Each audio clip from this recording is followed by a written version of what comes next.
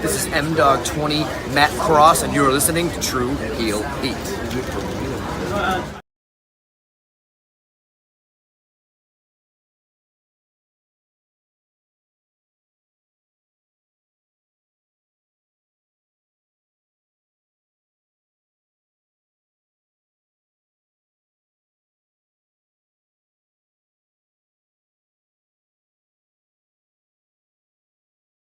This is Timothy Barr from MLW. Make sure you give a listen to one of the greatest podcasts in the world, Tru Heel Heat.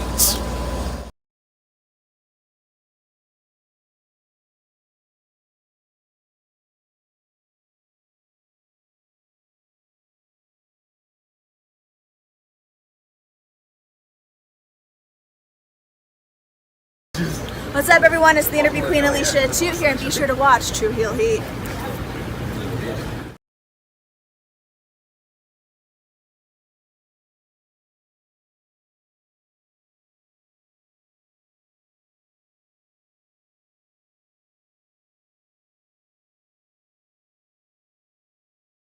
All right, hello, Tru Heel Heat. I'm the AEW World Champion MJF. Just in case you're deaf, dumb, blind, stupid, or since you listen to this podcast poor, you're listening to Tru Heel Heat, and I apologize for that.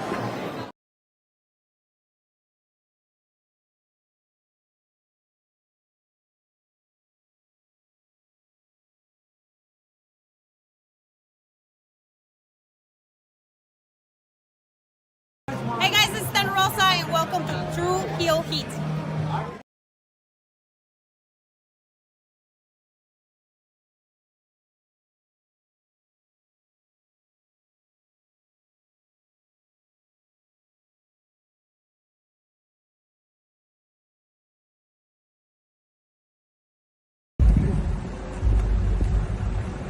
Yo, what up? You know what it is. It's your boy AJ Francis reporting to you live from New York City, the birthplace of hip-hop.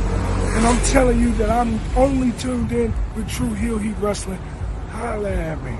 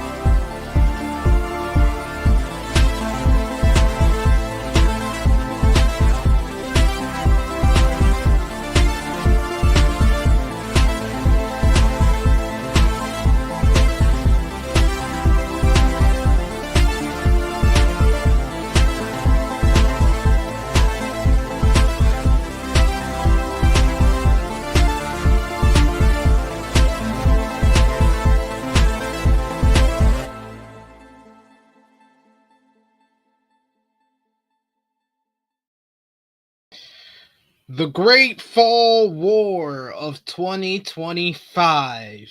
That's what all the great wrestling fans will be telling their grandkids years from now, is how the fall of 2025 saw a great war where the number one that had more guns, more people, more history, and everything else just completely bombarded on the smaller number two, because AJ Lee is back out of nowhere. What seemingly was a whirlwind week, starting with Becky Lynch joining the Vision with Seth Rollins at Clash in Paris, ended off with SmackDown in Chicago, CM Punk in his hometown, introducing his wife AJ Lee back in WWE after 10 years' time. We're going to talk about all that went down over the last 7 days, a special Sunday edition of the Tru Heel Heat flagship podcast. We got that to discuss, as well as that number two in that war, deciding to move to the afternoon instead of going head-to-head with WrestlePalooza. We're going to break it all down as we can hit the intro. You know what to do.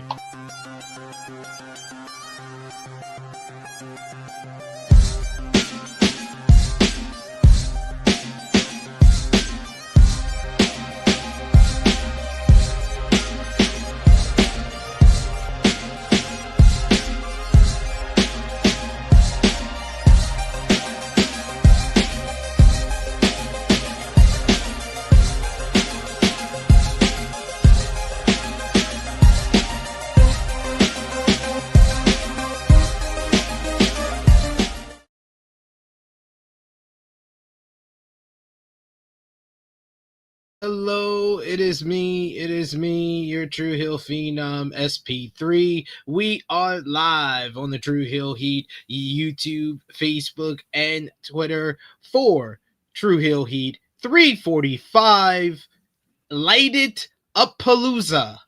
We're discussing the latest wrestling news, including AJ Lee's shocking WWE return on Friday Night SmackDown. We're going to talk all about it. We'll talk about Wrestlepalooza heating up in this whole the great war of the fall of 2025, with AEW All Out deciding to move to the afternoon instead of going head-to-head with the big ESPN premiere show.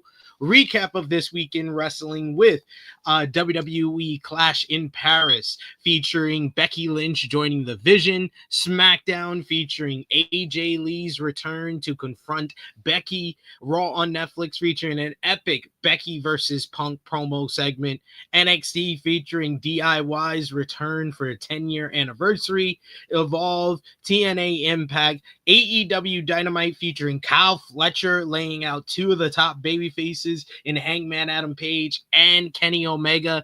2 episodes of Collision featuring last night's AEW Collision, one of the best episodes of the year, with Mark Briscoe facing Konosuke Takeshita in the main event, and MJF showing up on his wedding weekend.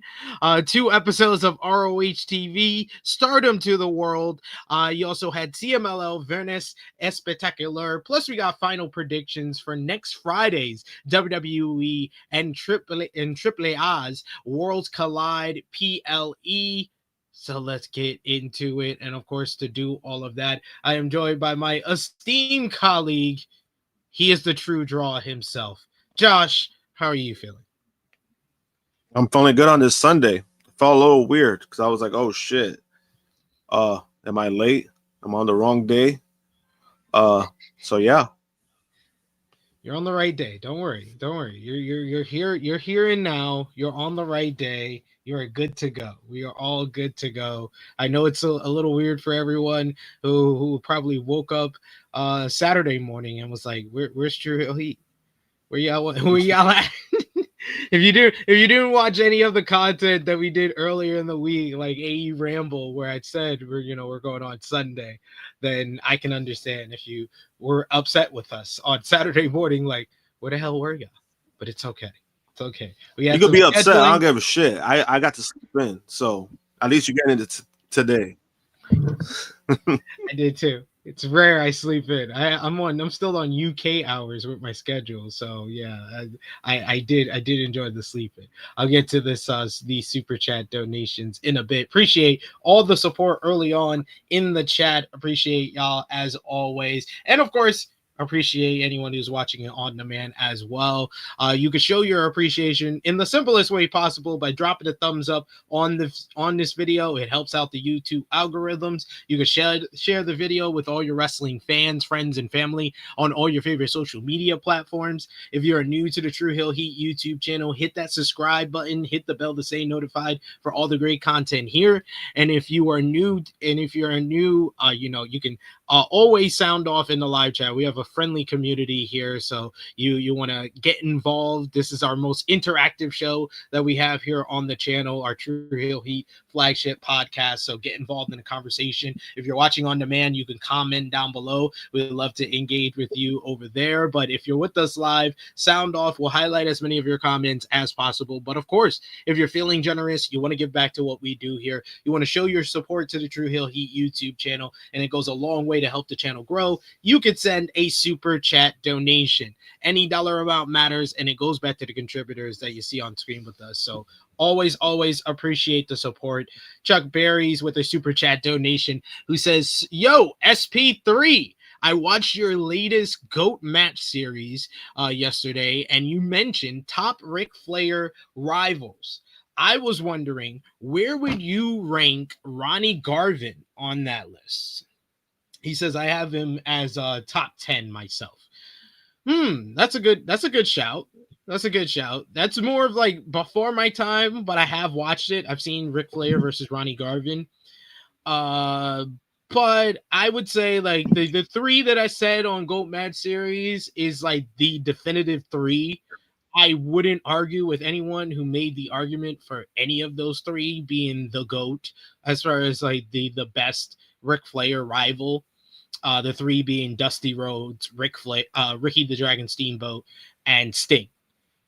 If you make the argument for any of those three, it's hard to argue against them. There's other people that you could throw into conversation, like I said on there, with like Macho Man and Hulk Hogan and a litany of others from like the 80s and going into the 70s, because Flair's been around for so long. Harley Race is another one to throw in there. Vader, he had the big retirement match with in 1993. So like there's a few names that you can throw into there, but I think like the definitive top three is Dusty, Ricky the Dragon Steamboat, and Sting. If I want to go into like top 10 territory, might be something that you could suggest. I know you're a member of the Patreon. Go over and suggest it over in patreon.com. I might be able to kind of do that. Maybe with probably Jimmy is probably the best person to talk about it with in regards to Ric Flair, because he's a big Ric Flair fan. So I could probably do like a video with him discussing the top 10 Ric Flair rivals. Josh, what do you think?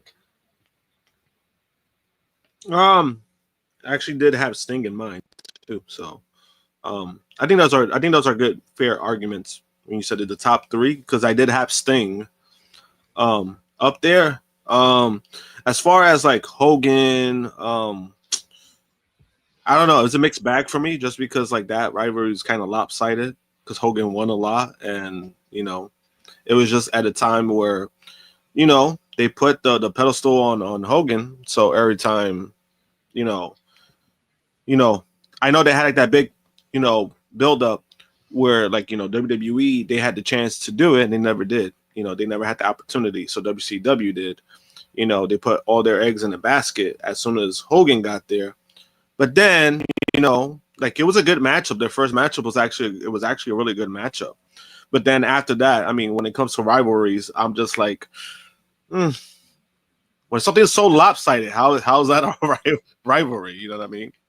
That is true. It's very Hogan always whooped Flair's ass no matter what era. We got Chuck Berries with another super chat donation. Thank you so much, Chuck Berry, starting us off strong today.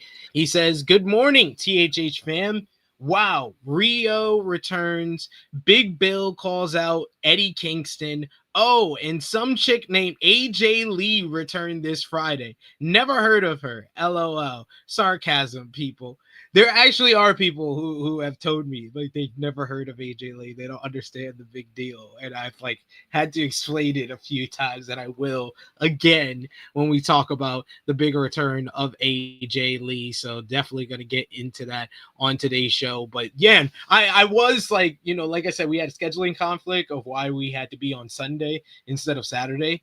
But watching Collision last night, I was like, oh, I'm glad we are on Sunday because I could rave about this freaking episode instead of it feeling like old news by the time I did it next Saturday. I was like, yes, this episode rocked. I got to talk about this. But yes, Eddie Kingston teased as a return. Big Bill calling out Eddie Kingston, a battle for New York.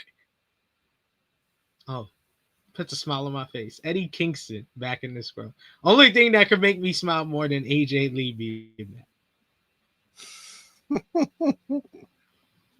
What do you think about all the returns and teases this week, Josh? There's a lot of them. Probably the most I've seen in a while. I mean, it was cool, you know. Even last night when I was watching Collision, you know, Eddie Kingston. That was kind of, I want to say random, but I was like, oh shit. So now they're like, they got the ball rolling. Whereas like you're not trying to keep it a secret. You're kind of, you made it known, like, all right, let's get him up, let's get him back. As far as it being Big Bill, I actually don't mind it too much. You know, you got, you know, give him something to do. Two New York guys, because Big Bill is from Queens. So I kind of like it. I don't mind it too much. Yeah, I actually dig it. If you're not going to put him directly with like the Death Riders, you know, he's probably, you could say he's been there, done that. He's done that too many times, or we'll work our way to that. This is kind of the reintroduction, re-debut, return kind of feud for him with Big Bill. I don't mind it. As far as like a return matchup, if it's like on an episode of Dynamite or even a lower card matchup on a pay-per-view, I wouldn't mind that. And I think it's a good opportunity for Big Bill, especially if it's going to go on for a few weeks where he gets to cut a few promos on Eddie Kingston. I think it's going to be good for him. We got another. You know, I don't mind it too much. Yeah. Oh, sorry. No, it's okay.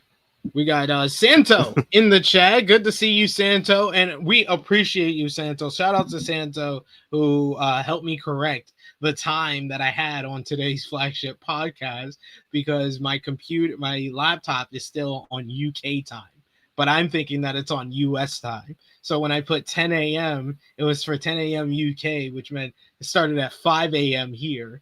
So like, I was like, thank you, Santo. On the ball, always on the ball, and we always answer back. He says, good morning to THH, the best podcast and content creators in the wrestling world. I'm glad the time was corrected from 4:05 a.m. and now 9:05 a.m. I saw 4:05 and was like, what the fuck? LOL. Yes. Thank you. Thank you, Santo. We appreciate you so much.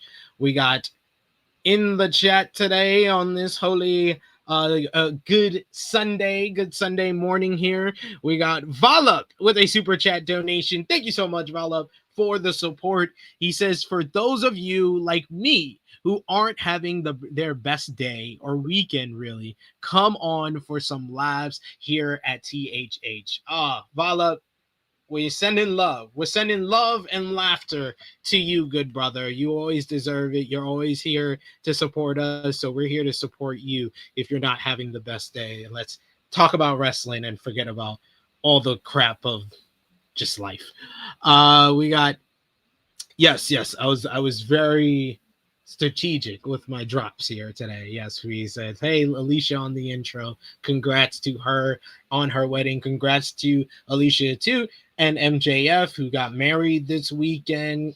Some beautiful photos coming out with like Hook being at the wedding and Taz. So, and everyone looked very, very happy. Mama MJF, Mama Freeman was up there with big smiles with Papa Freeman and Max. So congratulations to the happy couple. Darby was there too. He was? I didn't see that. I didn't see a picture of Darby. Darby was there. Sammy Guevara was there. There was a bunch of them. Bunch of fellas that were there. Isaiah wasn't there. Isaiah Cassidy from Private Party, but they did a FaceTime with him. So okay, that was pretty funny. Like so, you know, it looked like they had a good time. A lot of familiar faces. A lot of MJF's rivalries were there, so that was cool to see. That's good. Our producer saying the Jarretts were there. Oh, that's good too. Look at that. Bygones. Called her a call girl. All is forgiven. Oh my god. Oh god, that's so awkward. Oh damn. Called her a call girl. All is forgiven. No worries. No, just forget about it. Senior Nerd says, we all know what was a better comeback in wrestling this week. It's Riho. Oh shit.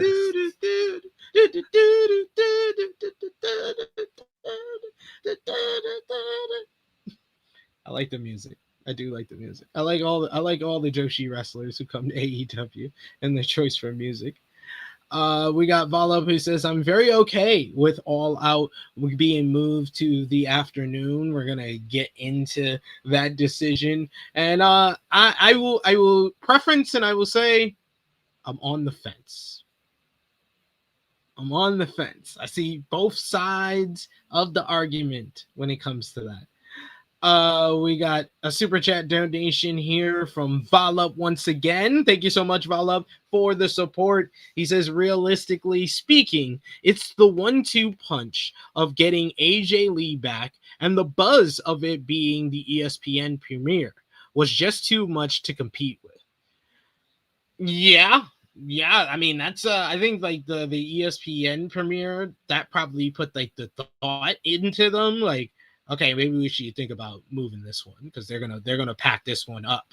And then they showed their card on what they were bringing, the big trump card they were bringing, and AJ Lee making a return after a decade, and they were like, yeah, it's not. We should probably cut our losses. We're gonna lose a lot more than what we would lose from just changing the time. So, what's your quick thoughts, Josh, before we get into it a little bit later? I was fine. I'm fine with it. I get to enjoy both shows, without having to jump back and forth. That's just me personally. Afternoon that day helps me a lot because I get to watch it because I'm not going to be able to watch WrestlePalooza live. So it works out for me on that aspect. But people suggested AEW to move a whole day. That was not going to happen. To move a whole event, it's impossible. And you're going to lose a lot more tickets doing that, a lot more refunds you'll have to deal with. It's just not worth it. At least if you put it up a few hours, there's benefits to that. You still keep a lot of those tickets intact. Business probably will, be salvaged when it comes to the time that it starts, and people are like, all right, I could buy it now, and I can enjoy and watch, and then after this we could watch WrestlePalooza. I see that aspect of it. Obviously, the head-to-head, there were a lot of people looking forward to that, just to see how that shit plays out. I do think AEW made the smart decision to move up a few hours. Am I really a fan of it? Not really. But I understand why they had to do it. They're stacking up. WWE is stacking up the show. And, I can't really blame them for that. And as somebody who's been critical on WWE, I mean, they've been doing a great build-up for WrestlePalooza, so it looks very prominent. And I think it's something they had to do. Man, this feels like the biggest non-WrestleMania show they have this year. Like they've already announced Brock and Cena. You've already announced Stephanie Vicaire and Io Sky. You're building up the whole biggest mixed tag team matchup of all time. You got Cody and Drew possibly coming out of next week when it's Drew versus Randy Orton on SmackDown. So, yeah, I think it is the right decision. I do understand the optics of it all.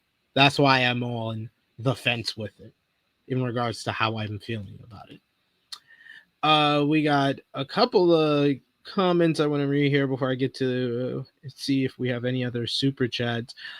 David Wilson says, did y'all see the tall lady that appeared on ROH? Yes, I did.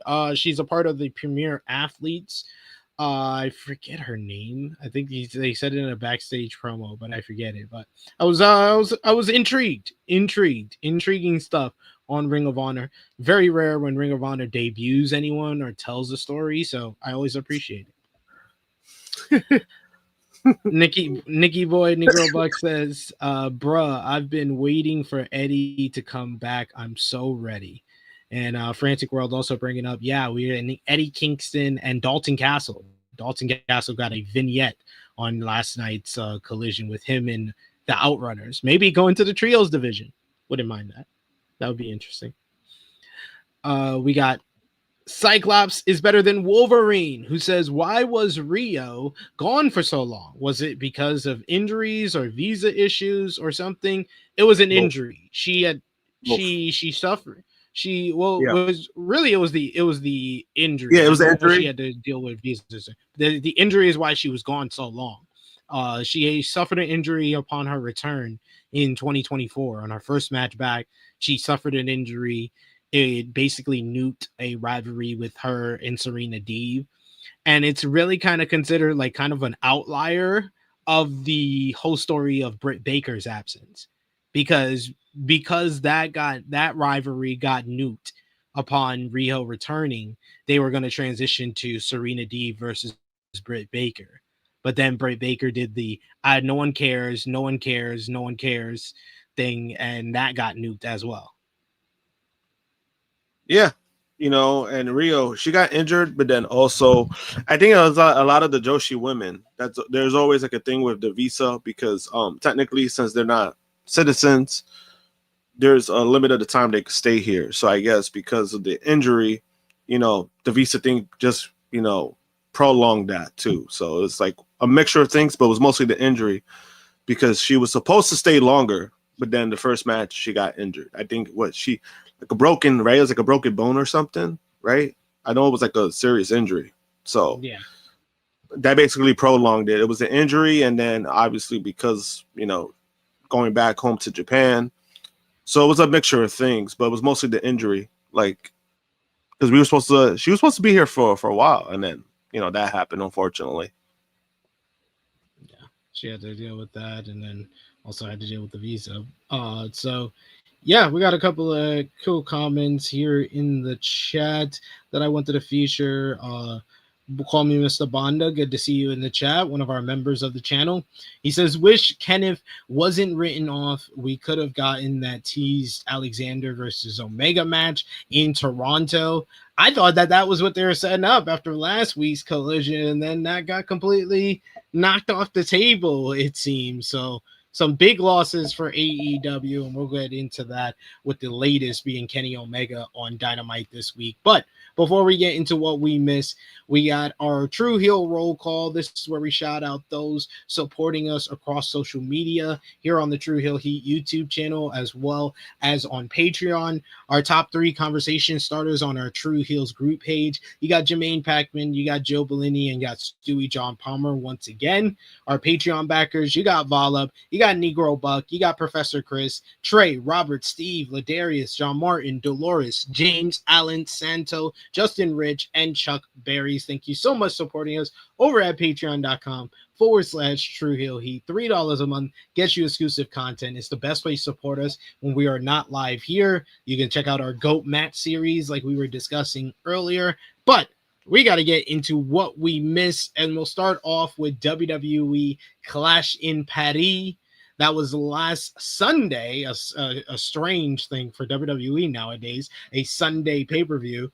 You had the show featured a loud, boisterous crowd, probably their best crowd for a PLE of the year, and it was headlined by Seth Rollins defeating CM Punk, Jey Uso, and LA Knight in a very good 4-way main event to retain the World Heavyweight Championship, thanks in large part to a very timely assist from none other than his wife, Becky Lynch, who low-blowed Punk to help her husband pick up the win.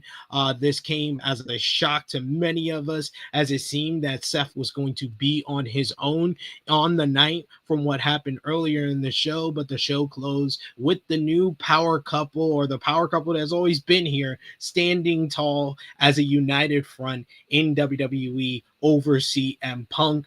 But the reason why we thought that Seth was going to be alone was because earlier in the show, Roman Reigns opened the PLE by beating Bronson Reed in a very fun opener, including a bunch of spots surrounding around sneakers, which always is fun, and Bronson Reed actually kicking out of a spear, showing his heart and determination in this one. But in the end, it took one more spear from the big dog, from Roman Reigns, to pick up the win. The OTC celebrated post-match until he saw Paul Heyman alone in the ring. After taking his Shula Fala from Heyman, Roman choked out his former wise man with a guillotine. As Roman continued his celebration after that, Braun Breaker showed up to obliterate Roman with a thunderous spear through the commentary table. After a second monstrous spear in the aisleway, you had Bronson Reed, who joined the assault. He delivered 3 tsunamis to Roman, with the latter 2 being while Roman was strapped to a stretcher, just brutalizing Roman, injuring his ribs in the process. Jey Uso tried to help his cousin, but the Vision laid him out after another breaker spear. This was just a brutal beatdown, writing off Roman Reigns as he goes to film Street Fighter. We've been talking about it for weeks, but they did the full-on stretcher job as he was basically he basically got murked in this post-match. This was a ridiculous. Even after Jey Uso came out, he still got another tsunami after that as well. Then you had Becky Lynch. She picked up a win over Nikki Bella to retain the WWE Women's Intercontinental Championship. This was not good, but Becky retained. You said it very nicely. A lot more nicer than I would have said. Well, we're going to hear from you in a second here. The Wyatt Six retained the WWE Tag Team Championships in a win over the Street Profits. Meanwhile, you had Rusev. He beat Sheamus in an awesome, good old-fashioned Donnybrook matchup that featured shillelaghs, and it featured freaking bars being broken.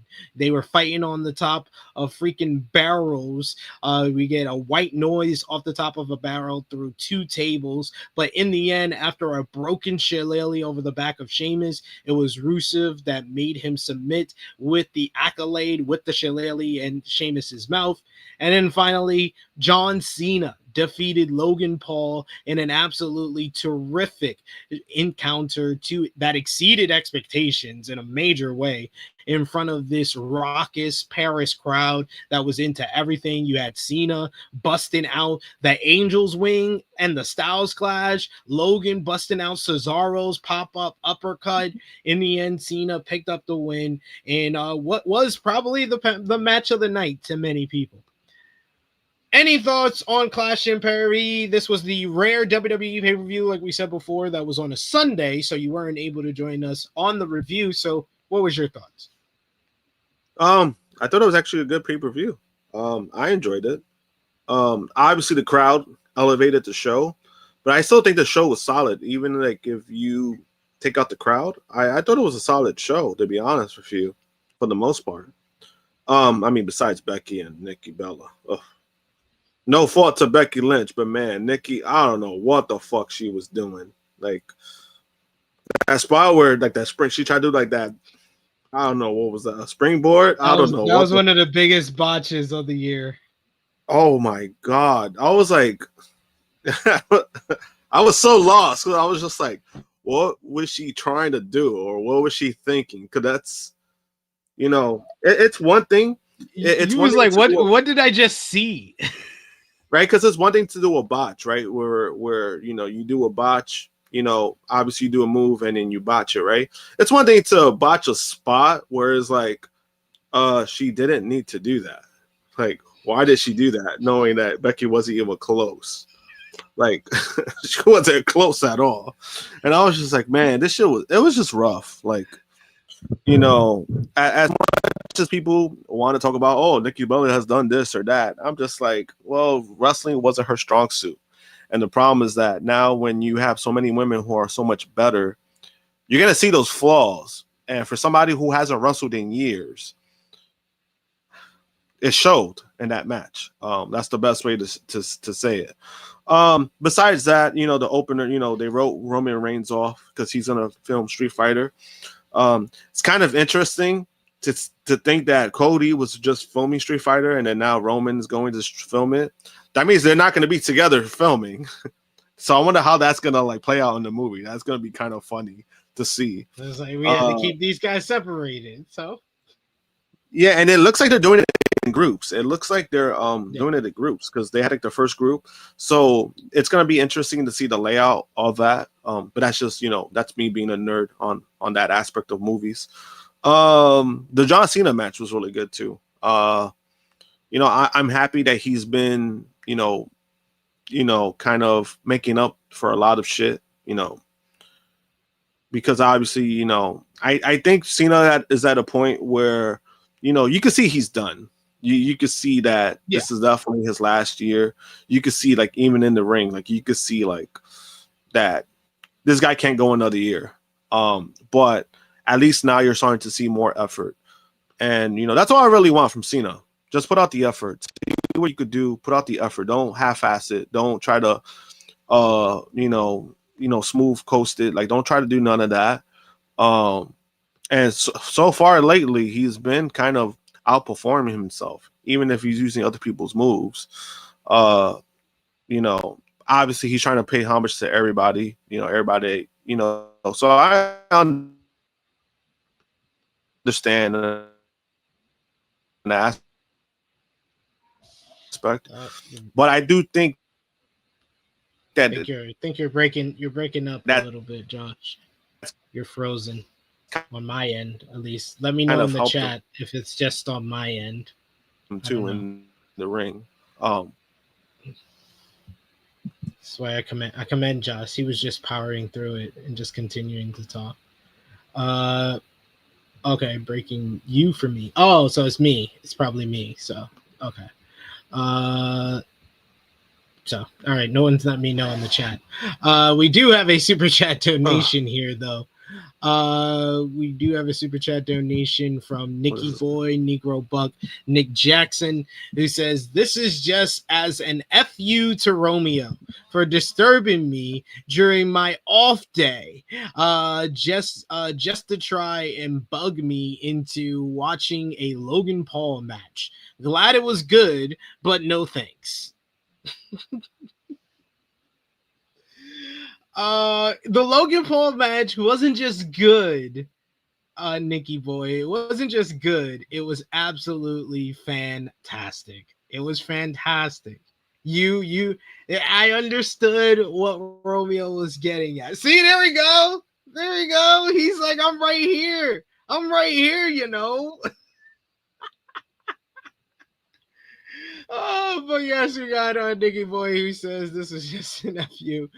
Nicky Boy, thank you so much for the super chat donation. Always appreciate the love, support you always send us. And definitely the super chat donations go a long way to help the channel grow and move forward. Yes, so thank you to the chat, because I asked our crack producer. I was like, is it just me? Is it him? He's like, it's breaking you from me too. I'm like, oh, thanks. That doesn't tell me anything. Maybe I'm the one that's messing up here. But you see, I'm here. Here comes Josh. There we go. You good now? Yeah, no, it was my Wi-Fi. It's a good thing I have multiple Wi-Fi, so I just switched it to the second one. Hopefully it holds up. Man, I asked the producer for one thing. I was like, could someone let me know if it's me or if it's Josh? No, he hit me up. No, it's mad funny. He hit me up saying, "Oh, that I broke." Like he was like, "You're breaking up," and I'm just like, yeah, I kind of noticed that. I think was it working? Okay. He said he meant to say breaking up. He didn't mean to say breaking you for me. Yeah, he missed me. It was me. Okay, yeah, he messaged me. He messaged me to give me the correct pronunciation of what he was trying to say. Thank you guys in the chat. Always appreciate y'all. And love Nicky Boy coming at Romeo in the chat. We also got another FU for Romeo from Volop, who says, fuck you, Romeo, for suggesting a Logan Paul match. There you go. What the fuck? What What's going on? What did I walk into? Romeo says, props to Cena. He put on a show for Logan. He must love that kid. No, that don't mean shit. He loves the fans. He did it for the fans. Fuck Logan Paul. He didn't do it for Logan Paul. Who are we fooling? Who are we fooling right now? Who are we fooling?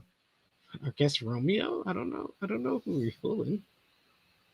I don't know. Like, who are we fooling? You ain't fooling me with that bullshit. The fuck? Do you have anything? I know you wanted to be on the review on Monday because you wanted to talk about Rusev. Oh no, I just wanted to say that it was funny how he got no pop. Nobody gives a shit about him. He won and nobody gives a fuck. Now it's gonna happen for him. He won the match. That's great for him. It's not gonna do nothing for him. He's gonna come out. People still not gonna cheer for him, and that's it. Like, what did you think about the match, though? What did you think about the match, though? Oh no, the match was fun. The match was fun for what it was. To be honest with you, like Sheamus and Rusev, and for me, it's not like obviously they have great chemistry together. So I'll never knock the chemistry between Sheamus and Rusev. But sometimes when something goes for too long, it's like, sometimes it could be good, sometimes it could be bad. This one was more of like, okay, guys, where the fuck are we going with this? And I think it was at that point where it came to Rusev and Sheamus, where it was like, all right, what do we do next? Like, or what's gonna happen? Thankfully the match, was good. It was a good match for that Paris crowd. And again, the show itself, like that match, the show itself, even without the crowd, I thought it was a good pay-per-view, to be honest with you. PLE, sorry, PLE. It was a good PLE. Yeah, I thought they had 3 very strong matches, very good to great matches with the Logan and Cena and the Donnybrook matchup and the 4-way main event. I thought the Wyatt Six versus Street Profits was mid. It was mid, but it was here and then it was gone. And then Becky and Nikki. Becky and Nikki was not good. It was actually bad. It was one of the worst WWE matches of the year for me. But yeah. There's no, and I say that as someone who is the Sports Illustrated in every Becky Lynch promo, and Nikki, and a huge Nikki Bella fan for what she contributed to the women's division. Both of those ladies do not get enough credit, or do not get the credit that they deserve. That was not a good matchup. That match sucked. Yeah, I mean, we got to call a spade, and it's one of those things where I wonder how they feel about it backstage, just because, it was such a fucking awful match. So I wonder like how they felt about it, like backstage, or like the producers, because I'm like, there's no way that they could say, oh, these two tried, or which I'm not saying that they didn't try. You could just see like that something was not only off, but it was like, what the fuck did we just get? Man, you gotta think about it like that, for real, because man, and a lot of it wasn't on Becky. I'll give Becky. I'm more forgivable on Becky in this instance. With Nikki, it's one of those things where it's like I'm trying to be nice because obviously she hasn't wrestled in a long time, and it could be that, but man, like you just can't go out there and put out that kind of performance no matter what. You could be gone for 10, 15 years. There's no way you could come out with that kind of performance. Like, you got a prime matchup. Being on the PLE is not easy for a lot of talent to get on. And, to be in front of that crowd and to put on a stinker like that, it's not going to do her anything. To their credit, man, Paris was being like, this is awesome to fucking botches. Yeah, it was awesome for like clips on social media, maybe for that. Like maybe they were talking about that because man, awesome TikTok, awesome TikTok. Like damn, that chant they did though before on SmackDown was hilarious. Where they said they ran out, like they have no more money. I think WWE, they were promoting something on the big screen, and they legit chanted, "They have no more money." Like the crowd chanted, "We have no more money." No more money. But there you go. Yeah, we got Romeo who says, I read somewhere WWE looking at giving Paris a big four pay-per-view. He says, which one would you give? Paris. I feel like Paris is like a summertime place. So I would say like SummerSlam would be the one that I would think that you would give to Paris. What do you think, Josh? I would say SummerSlam. If those French people are willing to become more broke for 2 nights, you should just give it to them, right? You should give it to them. If we gonna be putting out money, if we're gonna be putting out this stuff, and you gonna give us the money, then sheesh, we gonna keep coming back. Yeah, and it might be bigger than WrestleMania Gate, to be honest with you, because the amount of money they were pulling out, sheesh. I was seeing those ticket prices for France alone. I'm like, oh my god, what kind of jobs they work over there that these motherfuckers go afford this shit? Jesus, like, it's a lot. It's a lot of fucking money. I don't know how. But everything that went down with Becky Lynch joining the Vision, what was kind of your reaction to that at Clash in Paris? I thought it was nicely done. I didn't mind it too much just because, it kind of felt in this instance with Becky and Seth pairing, it kind of felt a little bit more organic than it did the first time. The first time it kind of felt forced and too babyface-ish to really get the crowd behind it, and it just didn't work to the point that they're like, all right, let's scrap this and just move forward with them doing their own thing. Obviously at that time, Becky was way more over than Seth. That also kind of hurt it too. And in this aspect, I'm not saying that Seth is more over, but them being heel kind of makes sense. It kind of makes sense to put them together now. It just gives a better feel. It feels organic.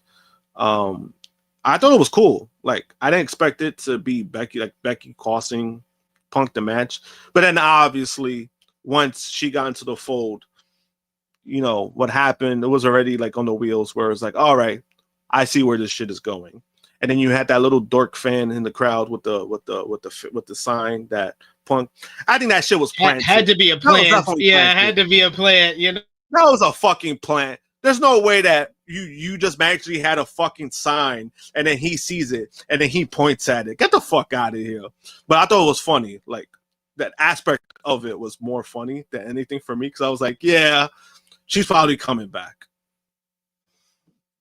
Yeah, I got to interview this week on In the Weeds on Fightful Overbook Baron Corbin, aka Bishop Dyer, and he talked about how, like, this time the whole partnership with Becky and Seth, it works better as heels, because back then they were supposed to be baby faces and you had Becky making the save for Seth. You're completely neutering Seth in that way. So he was like, the dynamic works a lot better now. And I was like, yeah, I totally agree with that. Like, it just feels better. It was something that we all initially wanted when Becky turns heel, and then we get the setup for the Vision in the main event segment of the Raw after WrestleMania. But like, everything has come into basically perfect kind of symmetry with everything coming together on this whole thing, where it just feels right. Right now is the right time, and plus it worked out with what we would see on SmackDown this week, as everything was set into motion with the main event, with Becky Lynch getting involved at Clash in Paris. Sort of a whirlwind week, where the little hint and tease that Punk put out there in the post show, looking at the sign, Big E bringing up AJ Lee's name, on the post show. Then we get a week of rumors that this is the most that this has been talked about backstage in WWE about a possibility of AJ Lee making her return, till Punk even teasing it on Monday Night Raw, which we'll get into a little bit later, when he asked where SmackDown was going to be this week, and he was told Chicago. So with everything set for SmackDown this week, let's get into Friday night's show, which kicked off with John Cena, which was his final time in Chicago and his final time on Friday Night SmackDown. Yes, it's already September. He's only got 9 dates left, and we were going to talk about those dates as well in a bit here.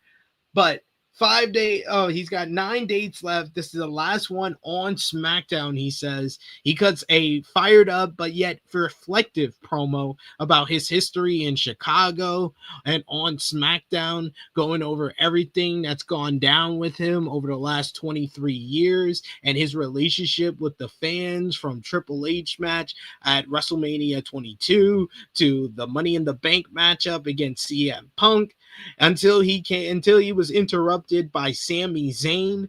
Zayn thanked Cena for the fans and for himself as he made his debut against John Cena 10 years ago.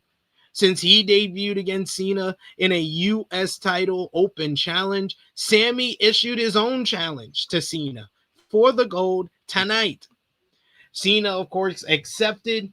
This opening matchup went well over 20 minutes. Really good stuff. A great match between these two. But unfortunately, it would go to a no contest. Because after AAs, Avalanche AAs, Haluva kicks, STFUs, Cena busting out all of his freaking former rivals' moves in this one, from a go to sleep to a pop-up powerbomb for Kevin Owens, which is a shout out to Sami Zayn's best friend and best rival. And then also he popped out. Who did he pop out here? I think he did the ankle lock. He did an angle slam. Like he was going ham in this one. Similar to. Yeah, he did this. He hit a spear, which was for Edge. But yeah, he did the same thing against Logan Paul at Clash in Paris with busting out the Styles Clash and stuff like that. So Cena's doing this. He says he wants to pay tribute to the men that he won't be able to step in the ring with before he retires. But this was all messed up with the return of Brock Lesnar. About 20 minutes into the matchup, Brock comes down to the ring. He delivers an F5 to the United States champion once, and then picks up John Cena. He delivers not one, but 2 F5s to Cena, and he leaves before going through the back, going through gorilla position. He looks into a camera and he says, "John Cena, I'll see your bitch ass at WrestlePalooza." He says it so weirdly. That was just the opening hour of the show. Aleister Black then picked up a win over Damian Priest after attacking him before the matchup. They went on to have a solid bout together, with Black using the referee to pick up the win. Julia beat Michin to retain the WWE Women's United States Championship. Post-match, Julia's new representative, Kiana James, jumped Michin with her pocketbook, by the way. And then finally, you had Seth freaking Rollins showing up in the crowd as he wanted to be among the people in Chicago, as he introduced Becky Lynch to the ring. Out came Lynch, who cut a promo on Chicago, ripping them apart, making fun of their sports teams, except for the Chicago Bears, because her husband is a big fan of them. They suck. They're worse. They're worse. What the fuck? They're worse. Punk warned Becky that she should just stay out of this, that this is between her and between him and her husband. But Becky insisted, getting in Punk's face, then hauling off and slapping the taste out of CM Punk's mouth for a second show in a row. This led to Punk walking away, similar to he did on Monday Night Raw. but then he introduced his backup. The returning AJ Lee to a massive pop. One of the biggest pops you will ever hear for a return in WWE. AJ Lee comes out to the thunderous reaction from the Chicago fans. Emotion all over her face. She slowly got into skip form, skipping down to the ring. She sat on the ropes after a little bit of a nice little loving glance and smile at her husband. She got into the ring, stared down with Becky. Finally, she doubled like Becky, started beating the hell out of her. Becky tried to escape, but AJ Lee had control. She would through threads press Becky, finally picking her up and then slapping the taste out of her mouth for revenge for her husband. Becky bailed from the ring, went into the loving arms of her husband as AJ Lee stood tall to the big pop from the fans in Chicago, who went crazy for everything that went down once AJ Lee came out here. She hugged and embraced her husband, CM Punk, and we close Friday Night SmackDown from Chicago. What did you think about SmackDown this week? I honestly think that there's no question this is one of the better shows that they've had, especially since like the turn back to 2 hours. I think that they haven't really found their mark. This one they did, because they just did 2 segments. That's all the show was, 2 segments. It was the Cena promo, an interruption by Sami Zayn, the Cena-Sami Zayn matchup, Brock Lesnar's return and attack on Zayn and Cena, and it was Seth, Becky, Punk, and AJ. That was it. That was the show. Everything in the middle doesn't really matter, but it happened.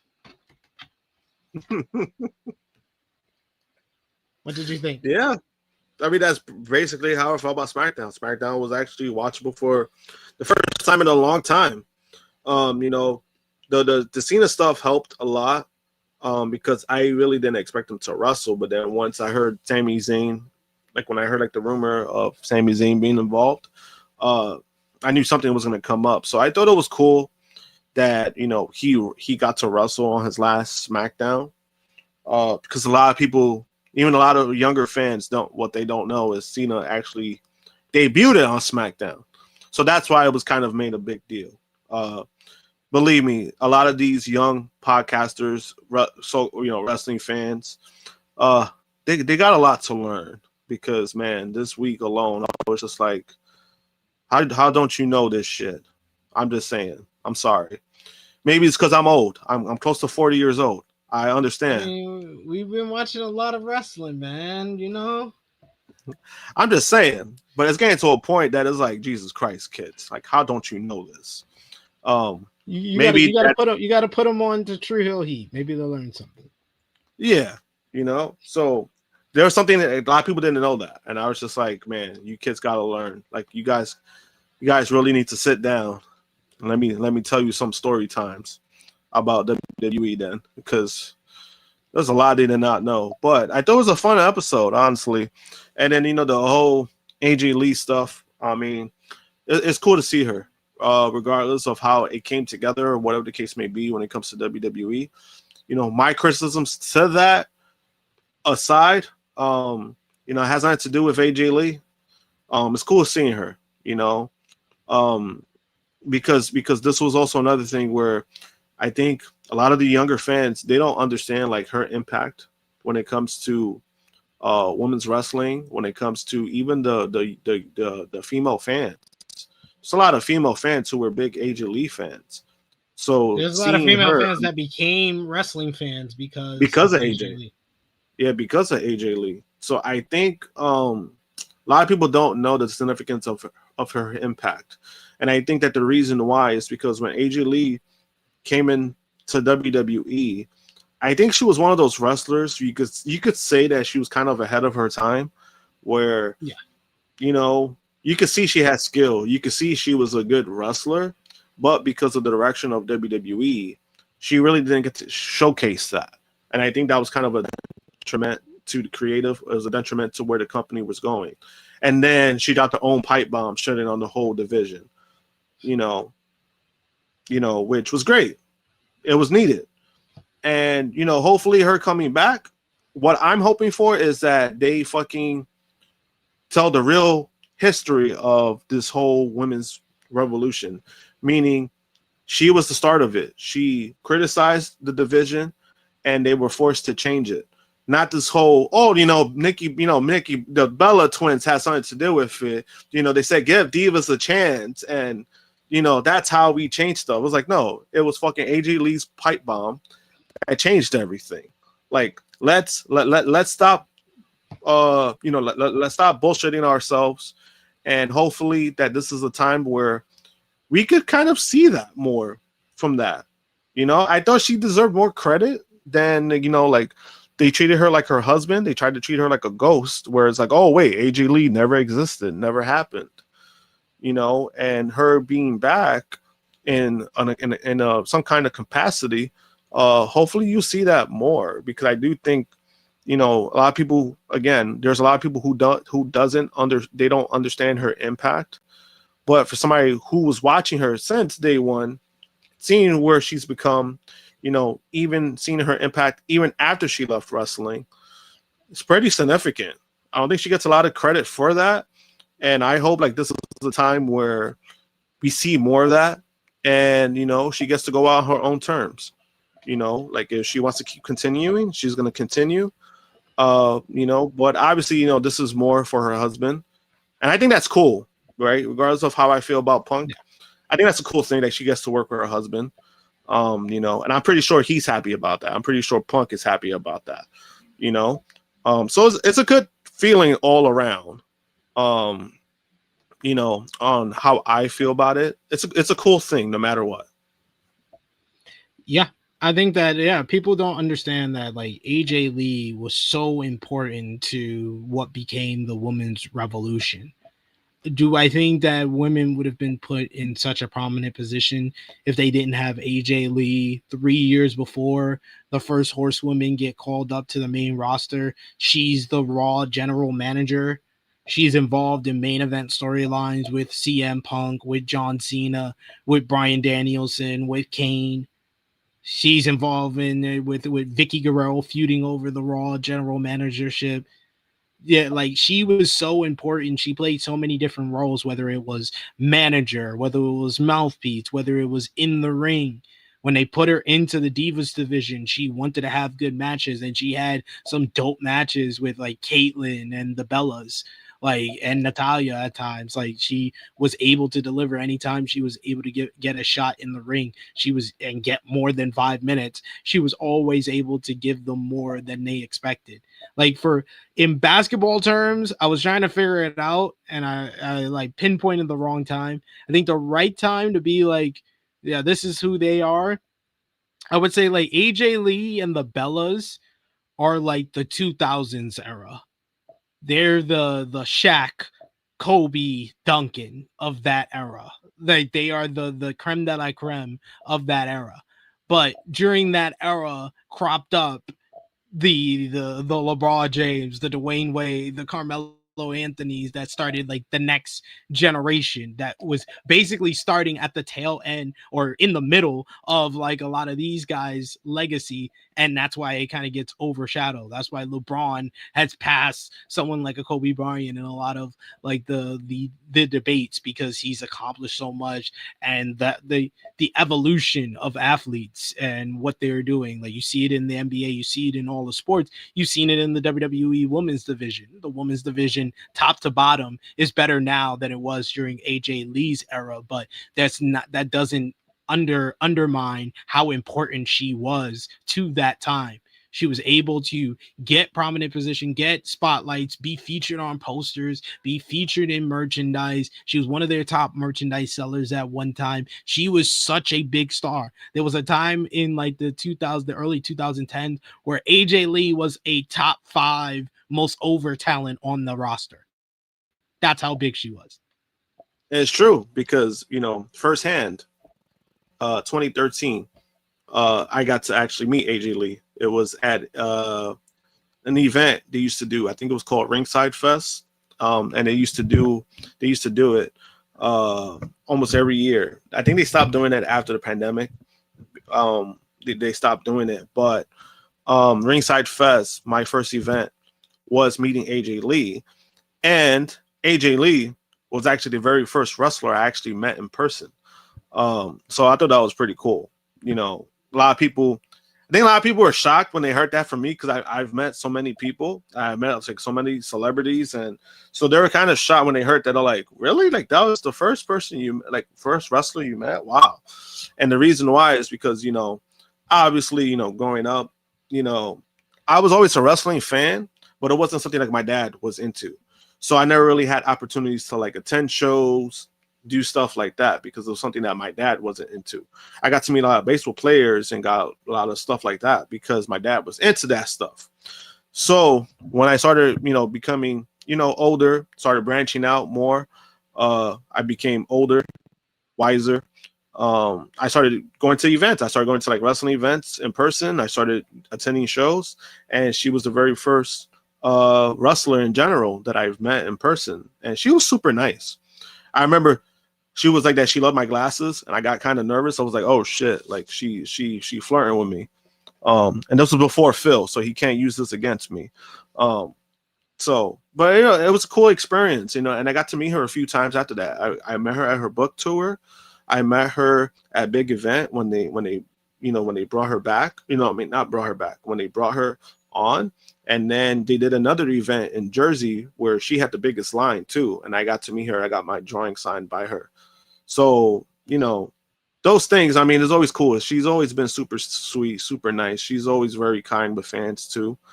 So, I mean, again, on a personal level, I'm happy to see her. I'm happy to see that, you know, and like I said, regardless of how it happened, regardless of like, oh, they're only using this because of it, no matter what, I think it's still cool, you know, because again, we never thought we would see this.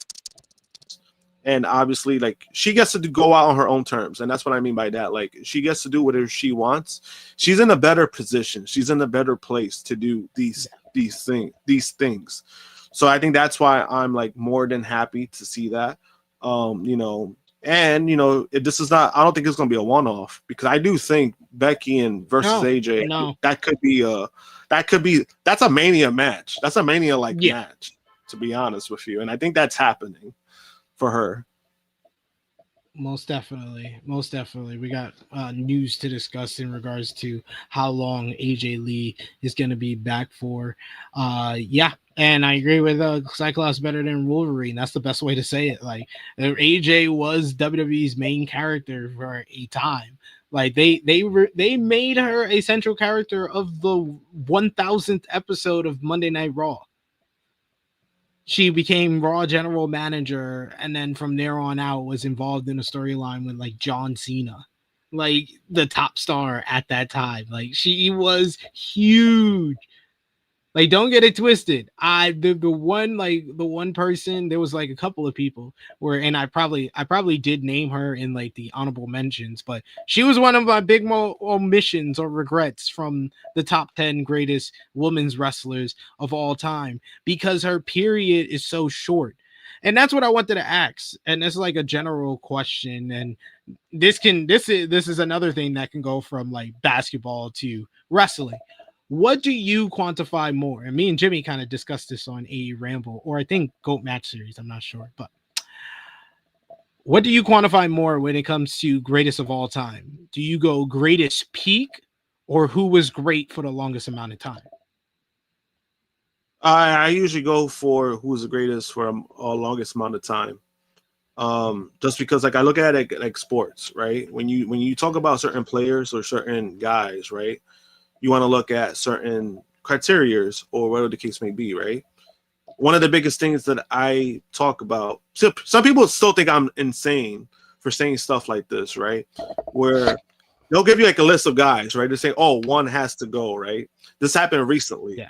And I think Tracy McGrady was on the list compared to like other guys. And I said, Tracy McGrady, he could go. And they're like, are you fucking insane? What's wrong with you? But then when I broke it down, they were kind of like, oh, like, yeah, because it was like, You know, the man was in the league for 15 years, and his peak years were he had 6 or 7 peak years, and then after that he fell off. He had a really horrific fall off when it comes to his career, but his peak was so great that some people consider him one of the greatest of all time. You know, rightfully so. Who considers Tracy McGrady greatest of all time? Maybe you can say greatest peak. Believe me. Greatest peak. Yeah. Some people, but believe me, that's why the argument is and I tell people, I was like, he had a great peak, but I don't think he's one of the greatest players of all time. But that's just my opinion, because his peak was short, and you know, it was very short, but it was a lot of numbers he put up were.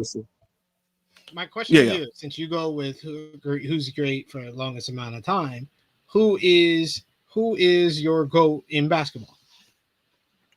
My GOAT in basketball? Well, I mean, I'm biased, so it's Michael Jordan.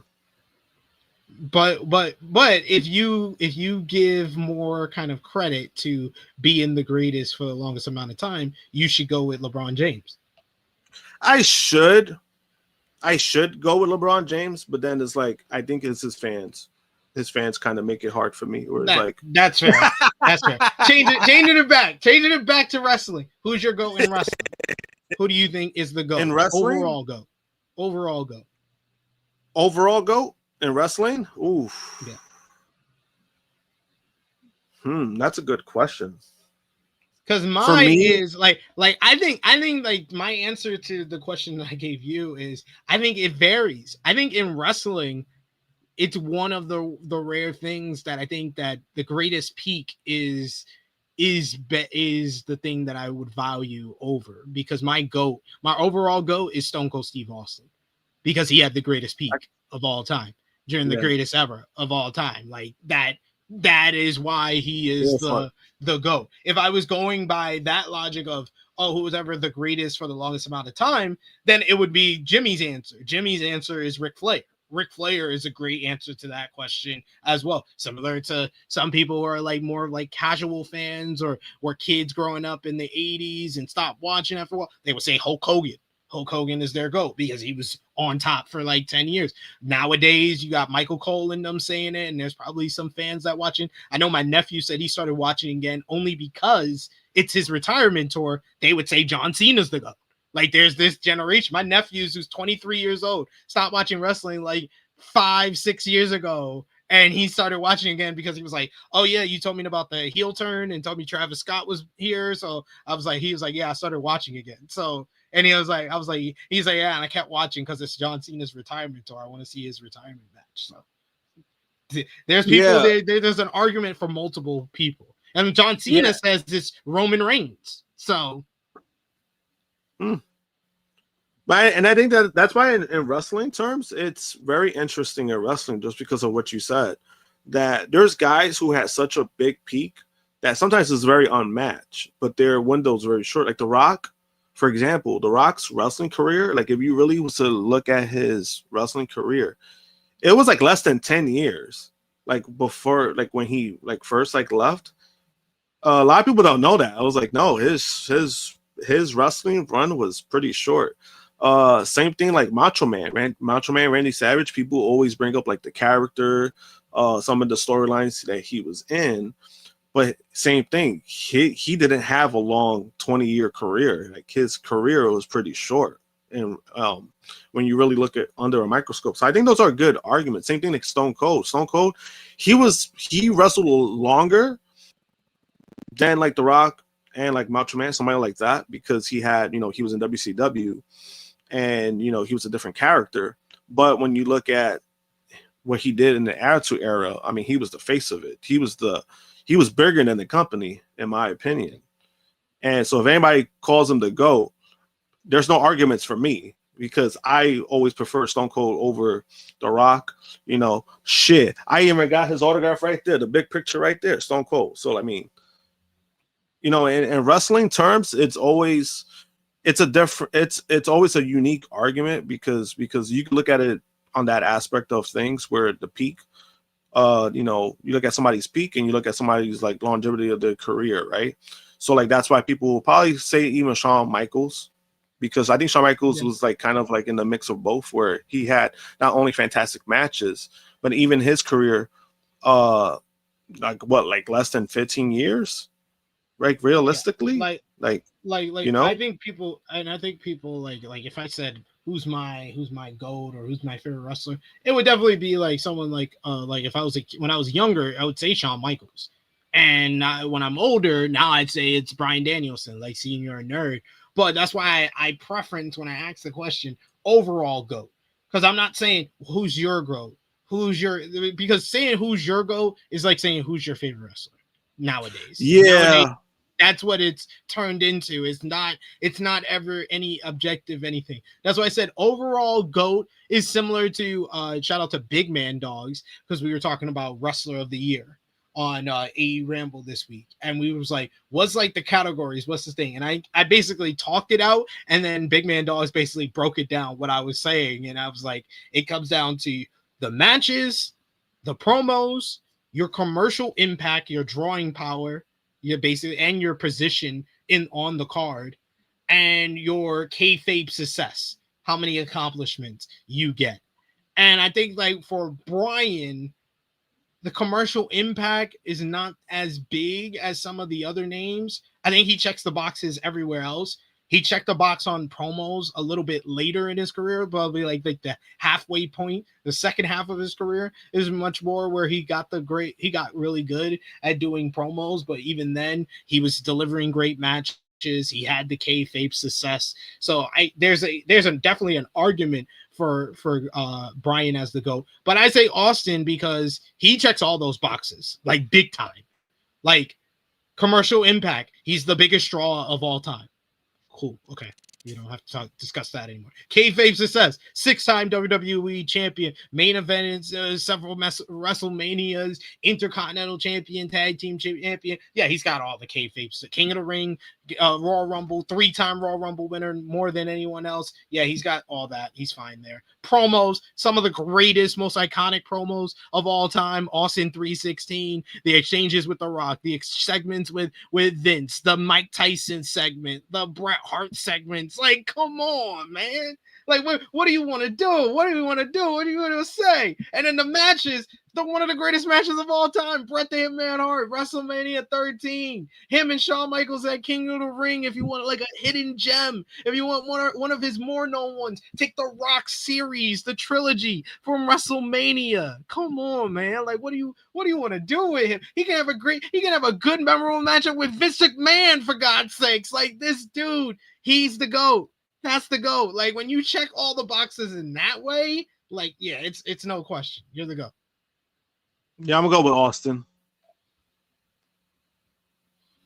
Definitely. We got here. Chuck Berry's. I'm not trying to rage bait. I'm just saying. I'm saying there are people. There are people. No. There are people, and with LeBron James again, it's necessarily not a bad argument because one, LeBron James, the first man to hit 40,000 points regular season, like, you know, all time. He has the most points of all time, you know, regardless of how many years he's played. But then even his longevity, I mean, that's insane. What he's doing, the way that he's not only still playing on the level that he's playing and how long, I mean, it's fucking remarkable no matter what. Like, it's fucking insane that the man is 41, and he's still playing. And he's still like averaging like a good amount of points. It's not a bad argument. Be a top 20, top 25 player this year at 41.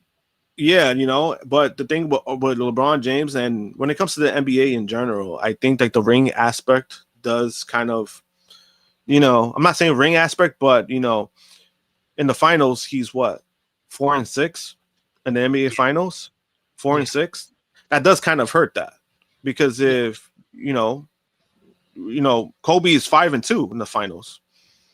Tim Duncan is 5-1 in the finals. Michael Jordan.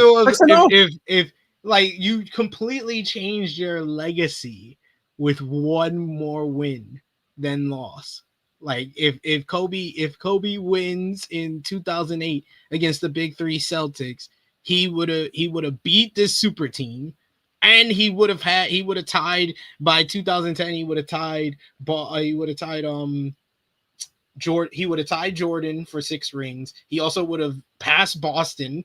By the time that LeBron wins in 2020, they would have passed Boston for the amount of NBA championships before they tied it in 2024. Like, that changes his legacy completely if he wins that. And if Tim Duncan wins in 2013, he's 6-0 in the NBA finals. Like, he'd be in the conversation. I think he would like leapfrog someone like a Kareem Abdul-Jabbar, and he would be in that conversation with Jordan and LeBron for the GOAT. Yeah, so I mean, there's there's arguments in each sport, like, because each sport has like their own way of stating who's the GOAT. Because like even in baseball, there's people who consider Barry Bonds the GOAT because he's the all-time leader in home runs and walks. There's a lot of things that he hits, but he's never won a championship. He was never he was a 7-time MVP, but he was never a world champion, So it's one of those arguments where it's like, obviously people, Babe Ruth. Babe Ruth was one of the greatest players of all times, and Babe Ruth changed the game completely of baseball. But people look at the era that he played in where they're like, oh, but he played in a dead ball, and he did this. At the same time, he was the first of his kind.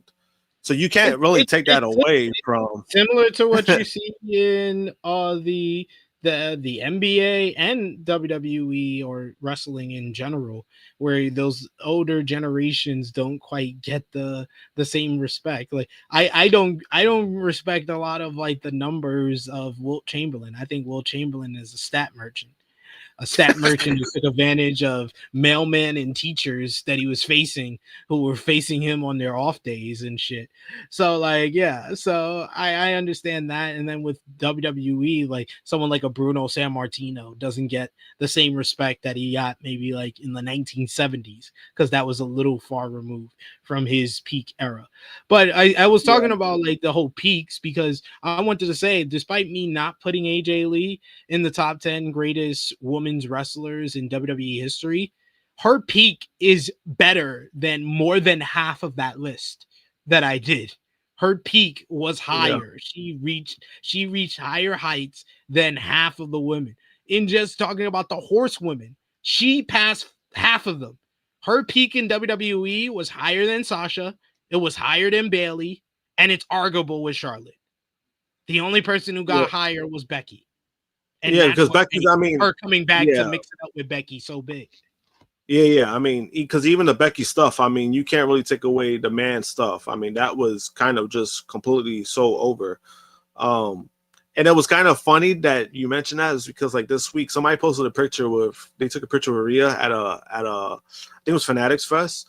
So the dude wrote his caption with the greatest wrestler of all time, Rhea Ripley. I'm like, greatest wrestler of all time? I'm like, and mad people gave him shit for it. But then his argument was like, oh, she's over. She sells this. I was like, no, not higher than Becky. Like, let's stop all that now. It doesn't even come close. Rhea is super over. I get it. But she still has a couple years to go to even reach to what Becky has done in the company. No disrespect to her at all, but it's always like those kind of arguments where you can like somebody, but then it's like when you put that moniker on somebody, it's like you got to be sure this is what you're saying. So when people say shit like that, it's like, yo, pump the brakes. You don't know what you're talking about. But with Becky, even with Becky, the man stuff was not only crazy over. At the time, she was a decent wrestler, but even when she came back, she was even way better. Like something clicked, something happened that now was like, oh, we're getting a Becky Lynch match. We're going to get a great matchup.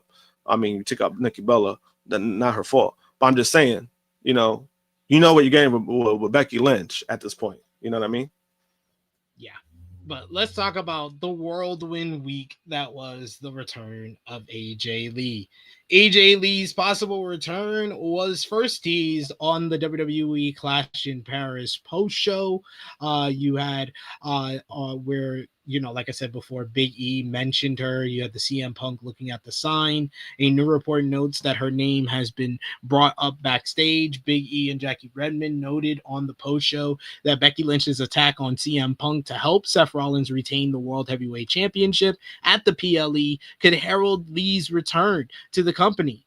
On Sunday night, Fightful Select reported that WWE sources have indicated that Lee's name has been brought up in several creative pitches as of late, and that as soon as Lynch appeared in the main event, sources says that they were hopeful that the pitches they'd heard about were related to that. Lee has said that she is not interested in returning since retiring in 2015. Notably, when Lee was with Wow Woman of Wrestling, she made it clear that she didn't have any interest in wrestling, but would be open to serving in other capacities. That said, Fightful Select notes that they've heard the pitches that have been made weren't quite shut down the way that they used to be. To be 100% clear, there was no confirmation at that point on Sunday that she was going to return to the company. However, sources in WWE said that has been more traction on the notion than in past years. One higher up had told Fightful in the last few weeks that if Lee were to return, they would not be concerned about her time away, as she looks as if she just left TV and is married to someone who also took a long time off and then returned among other reasons. The report points out that Punk paid homage to Lee on the European tour, and when he did like a little skip around the ring. The report adds that when Lee worked as a performer on the wrestling drama Heels, she appeared nervous about getting into the ring, but that once she stepped foot in there, it was like she never left. There were more teases hinted at Lee's return on this week's Monday Night Raw, as it had been noted that there had been a number of pitches internally for Lee, and Fightful Select reports that she is planned to return to the ring at WrestlePalooza. According to the reports, WWE sources heavily implied, as you might expect from Raw, that Lee would be appearing or referenced on this week's SmackDown. Brian Alvarez reported that WWE is currently planning for the matches, and Fightful Select was told that this is not necessarily a one-off appearance, with WWE hopeful that they can do more. Even if this is just a one-time return, the company is happy to have her back involved with the company again. The report then goes on to say that several women on the WWE roster are very excited, including some who grew up watching Lee. One veteran who never got to work with Lee, and they were shocked it happened, as CM Punk would typically dismiss when he was joked to about it, though they felt it was more a matter of his being supportive of whatever Lee wanted. Lee then officially put pen to paper. She officially signed her WWE contract in a video from before her SmackDown return. Lee made a return on Friday Night Show, and a video posted by Triple H saw her sign her WWE deal. The WWE COO also posted his traditional point photo, sharing pics of himself and Lee, as well as the two of them with Lee's husband, CM Punk.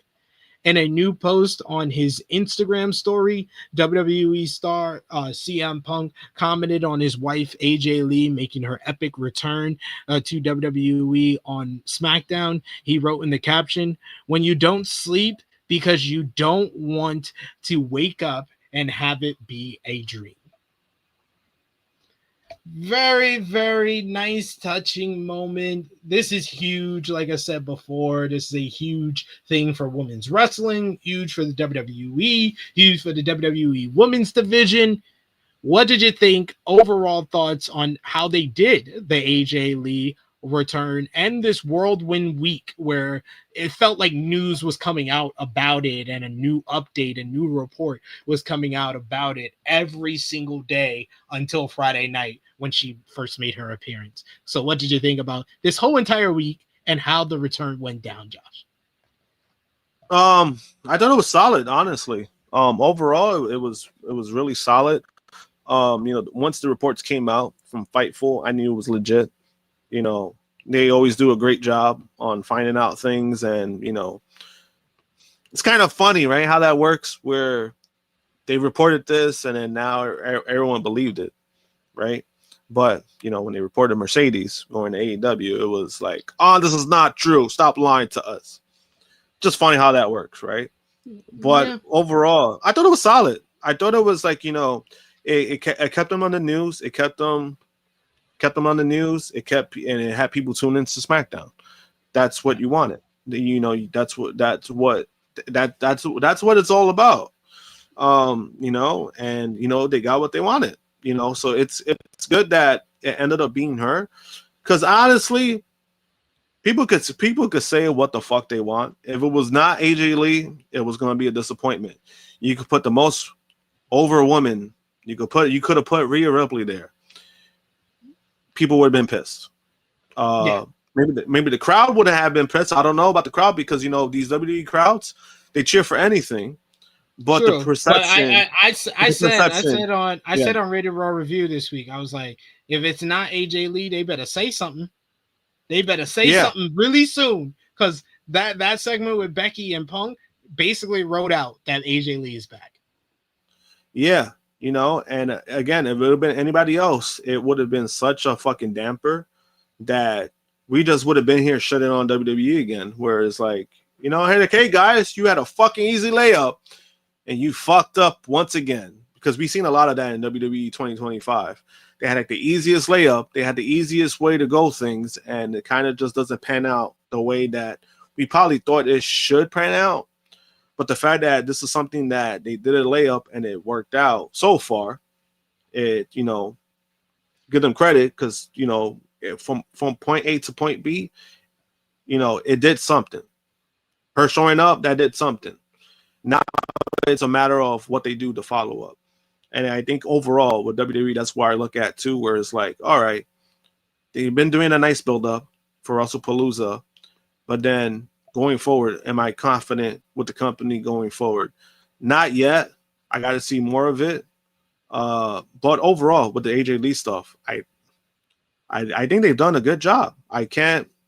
There's really no complaints I have when it comes to that. I thought they, everything they played into the sheets and ended up being what people wanted. You can't beat that. Yeah, this was the most notable thing from every episode of main WWE programming this week, from the ending of Clash in Paris to Becky and Punk on Raw to the SmackDown, ending, the closing angle with AJ Lee making her return. I'm just very happy for her, because it seems like something that she genuinely wanted. And she gets to basically go out there and compete with the greatest women's roster that WWE has ever produced. And she's gonna really elevate her legacy. Where I was even debating after the return and the big reaction that she got and all these social media numbers. She's got like 90 million plus on the Twitter page alone. I know it has to be over 1 billion at this point, but like, I was thinking after that, I was like, I might have to put her on the top 10. I think she's leapfrogged Alundra Blaze and she is this return. Becky not gonna be too happy about that. Becky not gonna be too happy about that. That's a Becky not gonna be too happy about that. She's good. She's good. You're good, Becky. Your spot's not changing. We're changing below you. But don't worry, Becky will find a way to complain about that. Like, you just can't change lists. No, like, you just can't do that. I can't do that. She was like, and AJ Lee can go like, I'm one of the top 10 greatest women's wrestlers of all time. And it's not just me that says that. Other people say that too. Sports Illustrated says that. Need the t-shirt. Give me the t-shirt. Come on, WWE. Stop playing.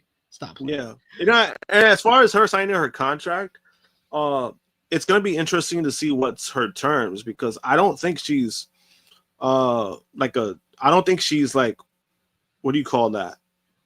I think she could still do projects outside of WWE, because as of right now, she's booked for a big event, and yesterday, big event, did say yes, she's still showing up. So it's kind of interesting to see like the terms of that deal, where it's like, all right, when we want her or we want to use her, we could use her then, or like a per appearance kind of thing. Because again, I know a lot of people are listing up matches and all this stuff.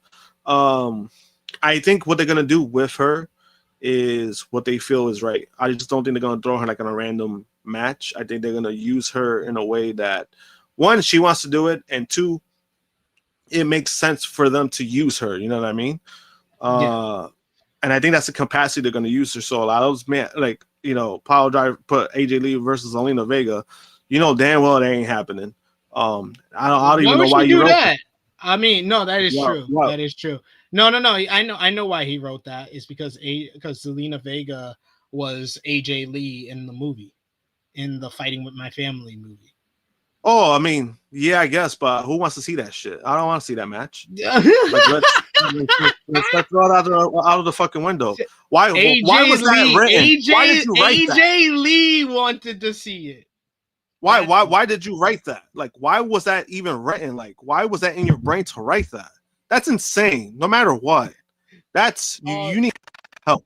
You need help to that's insane. Who wants to see that? I don't.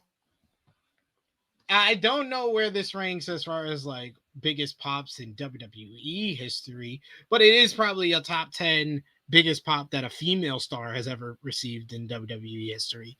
Like one of the Rhea Ripley pops is probably up there. Maybe one of the China pops in her peak is up there. Maybe Lita, maybe a Trish Stratus, Becky. Yeah, it's really hard to say. Outside of those, I don't think and I think that AJ Lee is probably bigger than all of them, except for maybe the Rhea pops. Yeah, and also, the arena does play a factor. She is in a smaller building. Imagine doing it in front of that Pravs crowd. Oh my God, that would have been. Yeah, that's a different. You know what I mean? Like that's a different scenario. That. Yeah. When it comes to biggest pops, I don't know.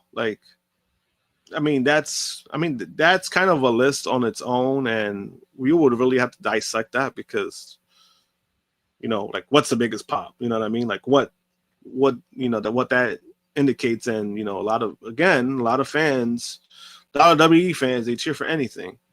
So it's one of those things where we don't know. It could be. You can't let them have this moment, man. You just can't. No, I'm just saying. I'm saying in general, these morons cheered for Brock Lesnar at SummerSlam, so there is some kind of criticism for that. All right, Josh. WWE. We got to talk about the other big character from SmackDown this week, who was John Cena. WWE has announced that John Cena will make his final appearances in Madison Square Garden and Boston this November. He will appear on episodes of Monday Night Raw on November 10th, TD Garden in Boston, and November 17th, MSG Madison Square Garden in New York City. Tickets for both events go on sale on September 10th at 10 a.m. Eastern, with a pre-sale on September 9th at the same time. PW Insider notes that Cena was originally scheduled to wrestle his last match in Boston at Saturday night's main event on December 13th. However, that show will no longer air from Boston, and plans are changing. It will likely not even be in the New England area. The original plan was for Cena to end his career in Boston, something his own father confirmed, but WWE has changed plans. Cena now has 8 appearances left on his retirement tour. The updated list of Cena's final appearances includes that this past Friday's SmackDown, so now we're down to 7. Then we got September 15th, WWE Raw in Lowell, Massachusetts. We got September 20th, WWE Wrestlepalooza in Indianapolis, Indiana. We got WWE Crown Jewel Perth in Perth, Australia on October 11th. November 10th, WWE Raw in Boston, Massachusetts. We got, and November 17th, WWE Raw in MSG. November 29th, WWE Survivor Series. And finally, December 13th, his retirement match. The rumor was that his retirement match on December 13th on Saturday Night's Main Event would happen in Boston, but it seems WWE has changed plans. WrestleVotes reports that the episode will now take place at the Capital One Arena in Washington, D.C. So let me just go over this. Hope you're listening, Josh. Hope everyone's listening, Josh. Let me just go over this. So John Cena announces that his retirement tour is going to happen in 2025 at Money in the Bank 2024. Comes out, announces it. We start off the year with him at the Netflix premiere, right? You know, they were building him up. This is his final Royal Rumble. People were thinking he might win. He loses. He loses in the last second. Jey Uso eliminates him. Then it's like, oh, he cuts the whole promo. He's going to Elimination Chamber. It's his last chance. He's going to be in Elimination Chamber because he can, because of his reputation. So he's in the chamber. He wins the chamber. Then after, he turns heel. And it feels like ever since he's turned heel, Triple H has done everything in his power to fuck up this retirement tour. It has to be on purpose at this point. He can't be this inept at delivering a good retirement tour. Cena, for all his power, has tried to make everything he's been given work, but he's been given shit a lot of times. And you're telling me your final match, the retirement match, you, your father, your family apparently want it to happen in your home area in Boston, Massachusetts. And WWE has to change plans because they fucked up on the scheduling. And now you have to do it in Washington, D.C., a city that has no real connection to your career like that. And you're basically doing it probably to get a photo op with the president of the United States, which is disgusting because the president of the United States is a registered sex offender. Like Cena said at the beginning, he said WWE would and Triple H would have to try really hard to fuck up my final chapter of this book. And they have. They took that as a challenge. This might be the biggest omission from the legacy of Triple H, the Booker, ever. John Cena's retirement tour. Yeah, I mean, I can't really argue with that because even the Washington, D.C. stuff, I thought it was pretty random. I know, like, there was things, right, with the TD Garden because of scheduling and all that stuff that was going on too. But apparently they could have put up the fee for it, which is kind of like where WWE has gone, where it's like, oh no, you have to pay us for us to go there. It's kind of, I don't know, it's kind of an ass backwards kind of thing, but that's what WWE has been now.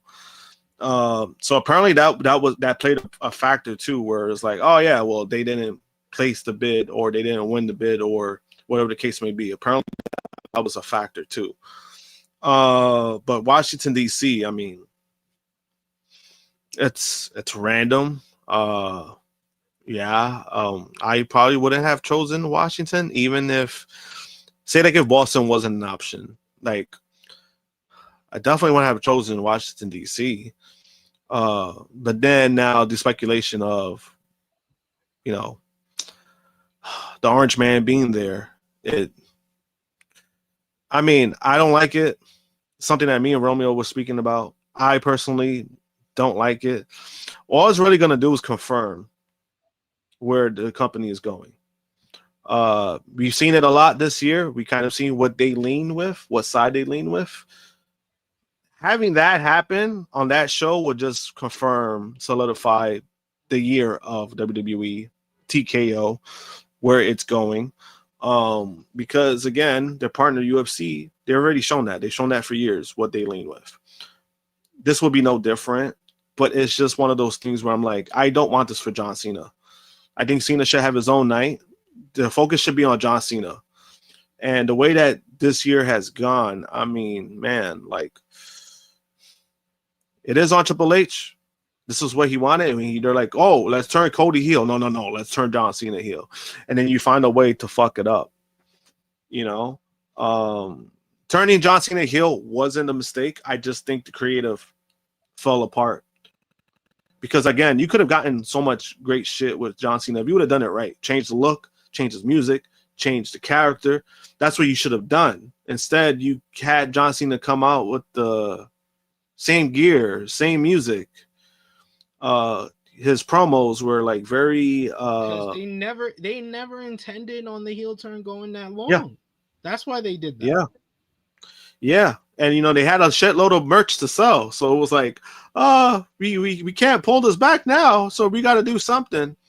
You know, obviously I've been liking what I've been seeing from Cena the last few weeks since SummerSlam, but it doesn't paint the picture of what's been going on, like with the, you know, everything else. Like it was a disaster. Like his heel run was really bad. I also think that Cena's kind of like you said, checked out. He's checked out. He is. Yeah, he is. And you could see, like, you know, the time, you know, again, you know, Father Time catches up with everybody. You're really seeing that with John Cena. And, you know, it's unfortunate, but at the same time, I'm kind of glad that, you know, he is getting his spotlight. He is getting his moment. I just hope they stick the landing. And by sticking the landing, meaning don't involve Donald Trump. Like, I don't need to see that. And that doesn't need to be like the defining legacy of John Cena, where it's like, oh, his last appearance, Donald Trump showed up. That's what people will remember. Especially with everything that's been going on with Donald Trump. You know what I mean? Yeah. It's not a good look. They put more of a spotlight on that than Cena closing out his career. Yeah. I don't like that. I don't like that that's going to be a thing or like a possible thing, because again, nothing is confirmed. This is just speculation. This is what people are bringing up. It's just one of those things where I'm like, we don't need this. Like, even when the whole counter programming thing was a thing where they're like, oh, they're trying to use Cena's retirement thing to counter program World's End. And I was like, no, let John Cena have his own fucking night, no matter what. Like, let's stop doing this bullshit. Let's give the man his flowers. Like, you know, like he's been in the industry for how many years? And it's all WWE. You know, like nobody has stayed as long as he has and been on top as long as he has. Like, this man deserves like his own spot. Like, you know, just like give him his own thing. Stop with all this bullshit. I don't need Donald Trump in this shit. I really don't.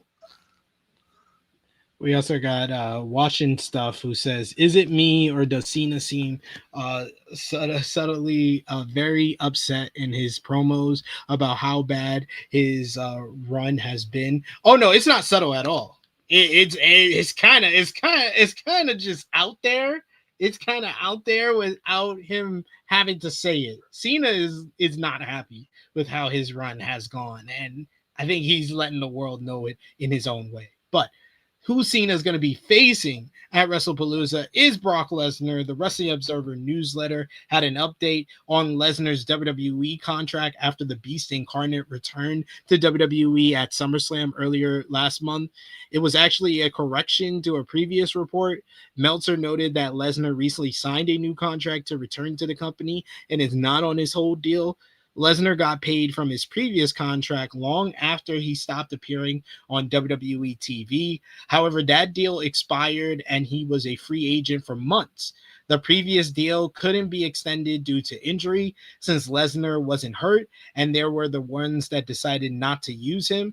It was noted that WWE was confident that Lesnar wouldn't entertain offers from another company such as AEW, or that another company would make an offer due to the allegations in the Janelle Grant's lawsuit against WWE and Vince McMahon. When legal decided not to use him, decided not to use him, there was also no effort to offer a new contract. Once he was cleared, he was given a new contract with limited dates. So there we have it. Brock Lesnar reigning in the money. Nothing to see here. It was funny how they had Brock return on the same episode as AJ Lee, because they knew nobody would be talking about that. Y'all ain't talking about that. Y'all over here, right? Look at this shiny little thing. Shiny thing you haven't seen in a while over here. They did a fucking Trojan horse. That's what the fuck they did. Yep. During the latest episode of the Nikki and Bree show, Nikki Bella claimed that Wade Barrett avoided her on Monday night after the way he called her match at WWE Clash in Paris. During the broadcast, he said that Bella was desperate to prove she still has it against the new generation that have changed the game. Bella said, "I would like to have a conversation with Wade Barrett. He avoided me on Monday," which was shocking. Because he always comes up to me, says hi to me. He tried to avoid making eye contact with me in the hallway. I understand when you want to be a heel commentator and stuff, but then there's one thing of Michael Cole does this beautifully. This is why Michael Cole is one of the greatest commentators. He knows how to take a life story and put it into what we do, because that is real. We don't go out there as robots or superheroes. We are actually professional athletes, and we go through real things, and we have to put that as part of it. Honestly, that stuff really doesn't bother me. I get it. I was watching the pre-show and I saw what Wade was saying about me in the pre-show. I'm sitting there getting ready in the locker room like, oh, okay, that's fine. In a post on Twitter, Barrett responded, writing that I have no idea Nicole felt this way, and I'm happy to have this conversation anytime she likes. I wish she'd brought it up when we said hello to each other at Raw rather than via her podcast. I don't understand the avoiding claim at all. Simply not true. Things are good between Wade Barrett and Nikki Bella following their brief clash over Barrett's Clash in Paris comments. They squashed the beef on social media, Nikki posted. Barrett's posted to Twitter to confirm that he has spoken with Bella as well, and they smoothed things over after speaking about the matter. Barrett said, "Great news, fight fans. At Nikki and Bree and I have spoken, and we smoothed things over, and I've graciously been allowed back into the Bella Army. Fully paid membership since FCW 2008. A difference of perspective to which we are entitled. But to be clear, some of the personal abuse that gets sent to Nikki on here is reprehensible and completely out of line. So let's cut that out immediately."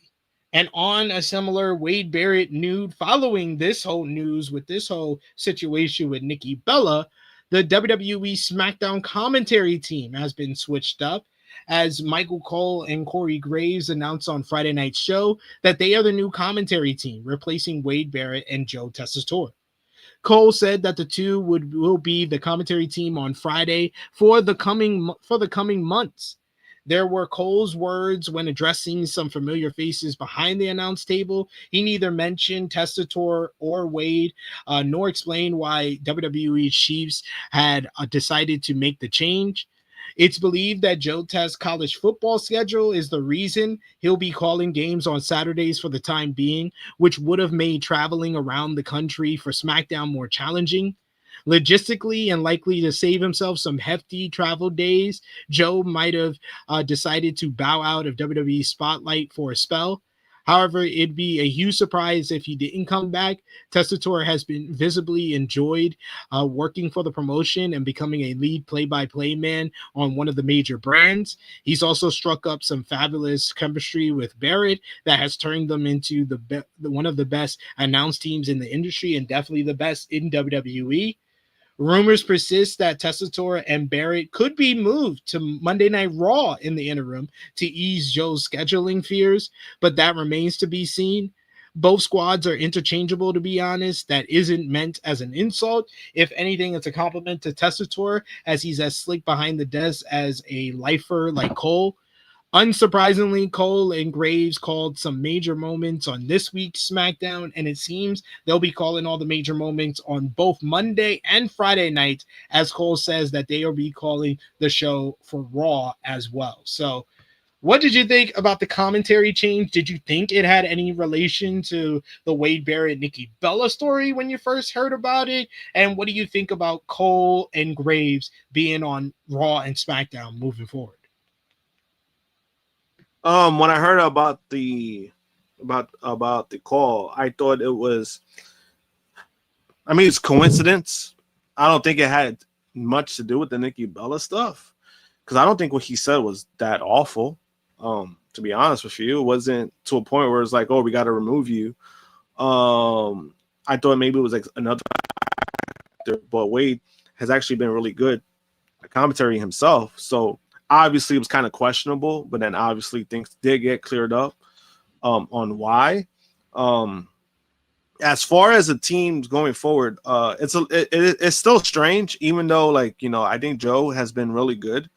Obviously it kind of makes sense because of his scheduling. So in that aspect, I get it, because they did the same thing with Pat McAfee. When it comes to, like, you know, college football and all that stuff, that he's working for another company. So in that aspect, it makes sense. It's still not a random, but it's still like, damn. So Michael Cole and Cody Graves are going to be working double duty. I thought they would still find another factor of, like, you know, still having different guys balancing out, but I guess they like the chemistry between Graves and Michael Cole. Graves has been way better this year. So the guy got demoted, by the way. He's been promoted twice.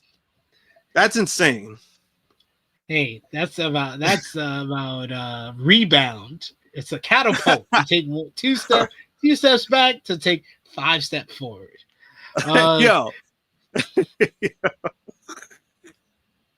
They do play musical chairs with the commentary team, which gets annoying, but I'm hopeful that this is a change that's mainly done because of Testator, and Barrett confirmed that he asked for time off and he was granted it so graciously. So this is all supposed to happen, so it's nothing to look into or anything like that, and we'll see how Cole and Graves do on both shows.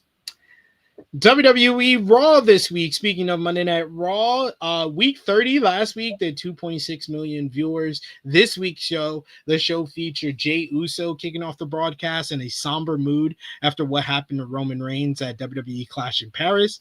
But he calls out the Vision for revenge, but got LA Knight instead, who was pissed off at Jey for being the reason he didn't win at Clash in Paris. Then the Vision interrupted with Paul Heyman challenging Uso and Knight to face Braun Breaker and Bronson Reed in the main event. In that main event later in the show, the Braun Stars defeated Knight and Uso in a good tag team bout. Post-match, Breaker and Reed further attacked Jey until Jimmy Uso finally made the save, with Jey telling his brother that he needs him and he can't do it alone. The Kabuki Warriors picked up a win over the Judgment Day's Roxanne Perez and Raquel Rodriguez after Io Sky apologized to the Kabuki Warriors earlier in the show. Asuka and Kairi interrupted a conversation between Io and Nikki Bella. Asuka commanded that she help Io in her announced WWE Women's World Championship match with Stephanie Vicaire at WrestlePalooza. Later, Asuka also confronted Rhea Ripley and demanded that she stays away from Io moving forward. Penta and the War Raiders beat the New Day and Grayson Waller. Dominic Mysterio defeated AJ Styles to retain the Intercontinental Championship thanks to outside interference from El Grande Americano. CM Punk waited in the parking lot for Seth Rollins the whole night until being informed he was inside the arena. This brought Punk out, who called out Rollins, which brought out Becky Lynch to her husband's music. This led to a tremendous promo exchange between the two, with Lynch calling out Punk for fans chanting his name during her matches and disrespecting her and all the horrible things he has done and said to the father of her daughter. Punk warned Becky not to get involved in this issue with him and Seth. Rollins came out and taunted Punk while Lynch got in his way from getting to Seth. This led to Becky slapping the taste out of Punk's mouth multiple times before taunting him as he walked out, which of course set up what we saw on SmackDown with Punk's wife, AJ Lee. What did you think about Monday Night Raw from Paris? Great crowd in Paris, France, similar to Clash in Paris. But what did you think about the show overall? And, of course, this segment here with Punk and Becky. The show was good. I enjoyed it more. The crowd did elevate the show, like I said before.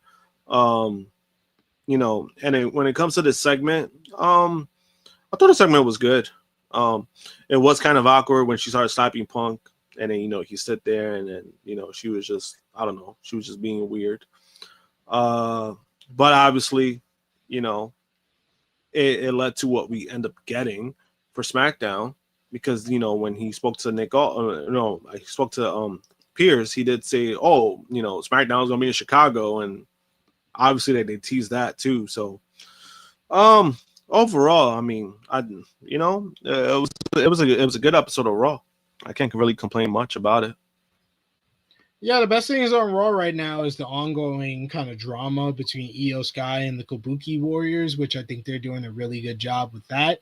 And then we got now this whole Seth and Becky versus Punk and AJ Lee, which was the highlight of this episode here. They built it up throughout the night. They delivered the segment. Becky was a home run. She was just incredible in this segment. Just the proper amount of being annoying, yet having a point at the same time, which made her a very compelling heel and very much a great opposition to CM Punk, probably greater than her husband is as an opposition to CM Punk, if we're really being honest. Like, this was absolutely great. I think it was the best promo segment, arguably in the conversation with the best promo segment of the year. I'll go as far, if he is still in the chat, Romeo, you're hearing this, this segment was better than Cena's pipe bomb.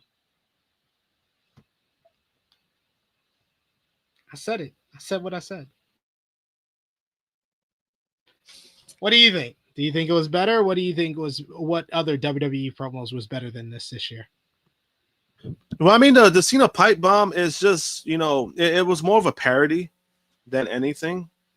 So it wasn't I want to say a serious thing, but obviously it was a complete ripoff of what Punk did, but that was the purpose of it. When it comes to this, I mean, obviously they're building to the match. They're both, it's a nice build up, but Becky herself did make some good points. It wasn't like a kind of like those heels where they do what they want to do, and then they kind of make up shit, but they could get away with it because they're heels. So you could get away with certain things and just making up lies, right? Because you're supposed to be the bad guy. In this case, she was being annoying, but her points were pretty valid. I mean, she was making good points. So for me, that's what kind of made it, that's what actually made it really good. So in that aspect, I mean, I wouldn't really argue if anybody thought that this was better than the Cena pipe bomb. Obviously, the Cena pipe bomb made more noise, for what it was, rightfully so. But I think if you're looking at it just set up a mid-main event matchup for a PLE we're not going to remember at the end of the year. This set up one of the biggest returns and moments of the year. Yeah, and I could see that too. I could see that being a thing, and that's why for me it's like, I could see both sides of the coin. I think the one from Monday, I liked it a little bit more than I liked the Cena pipe bomb. Yeah, I think Safet's not too far off. I would make the argument that AJ Lee's return in this mixed tag team matchup is the biggest match, the biggest draw on this show. I feel like AJ Lee's the biggest draw on this show, even bigger than Cena's retirement tour, bigger than Brock Lesnar's return, bigger than Cody and Drew. Stephanie and Io is more for hardcore fans. They're definitely bigger than Cody and Drew, because Cody and Drew they haven't done nothing in 3 weeks because he's been filming. So it's like that's like a non-factor at this point. I mean, I think this will be a fun matchup, but there's no what has been like. You've only gotten Drew McIntyre from that, so it's like I think that match itself I think is on the lower tier of things, which is kind of crazy because I'm like. But he hasn't been around. Cody hasn't been around. So it's like, what can you say? Yeah. The Rock is back in the news feed. He made an appearance earlier this week at the Venice Film Festival, where he was noticeably smaller than his last appearance in WWE. PW Insider reported that the final boss dropped 60 pounds After he finishes promoting the Smashing Machine, he is set to star in a film for Martin Scorsese. PW Insider noted that he is unlikely to return to the wrestling ring anytime soon. Are you sad to see The Rock go for a while? Said no. He's been gone for a while, so anything a little bit longer is gonna help us. A new report has an update on AJ Styles following his Instagram post that had people speculating about an impending retirement. As noted, Styles sparked speculation with his post of an hourglass that featured his logo running through it. Styles was reportedly to have signed a 1-year extension sometime earlier this year, and Fightful Select has details on when the contract is expected to expire. According to sources close to Styles, his current deal is said to be up somewhere around February of 2026, after the Royal Rumble but before WrestleMania. WWE is said to be hopeful about retaining him beyond that, but will evaluate the matter, including Styles' interest in re-upping. Styles said ahead of SummerSlam in August that his match against Dominic Mysterio could be his last SummerSlam bout. And finally, we'll keep you posted on AJ Styles and his future, as his contract has kind of been something that's been talked about off and on for over a year now. But it's time for my favorite time of this show, Josh, where we talk about a former WWE star who sings stupid shit about WWE. Former WWE superstar and women's champion Ronda Rousey took exception to WWE pairing her up with Alexa Bliss. During a recent interview with the Labs fan, Rousey spoke about her run in WWE, and her program with Alexa Bliss was brought up. She also was not a fan of working under Vince McMahon in WWE, detailing those experiences in a new interview. The majority of Rousey's time in the company was with the former WWE chairman in charge, and she held little back talking about her experiences working with McMahon. On her using a worked armbar in WWE, she says that was actually Triple H that came up with that as being the mock armbar finish. As it's also like you could see people laying back and they're on the arm and they're holding it straight and they're holding it right from if you actually took it, it would break. On the Vince McMahon diluting the move, she says, how do you really, the one time I did do it when I leaned back on it straight was me and Becky. I think it was my heel turn or whatever. And I felt like it had much more impact then. But freaking Vince liked it so much. He was like, armbar her again, armbar her again, armbar her again. I know when Nia Jax is all pissed at me afterwards, she was like, we spent all year selling the hell out of this armbar, and you just did 3 of them to Becky like it was nothing. I'm like, dude, I'm like an avatar for a fucking 80-year-old fucking pervert on the phone. All right? I have no say in this. What are we supposed to do? On working in WWE when Vince McMahon was in charge, she says it just was an absolute shit show. There was no collaboration. It was basically like you would spend so much time and effort thinking about the story and how you could make it better, and they wouldn't talk to you at all. And they would spend like 5 minutes thinking about it the night before and then throw you a version of it that was a complete shit show. And it wasn't a collaboration. It was like a negotiation to try to get it to not suck as much as possible.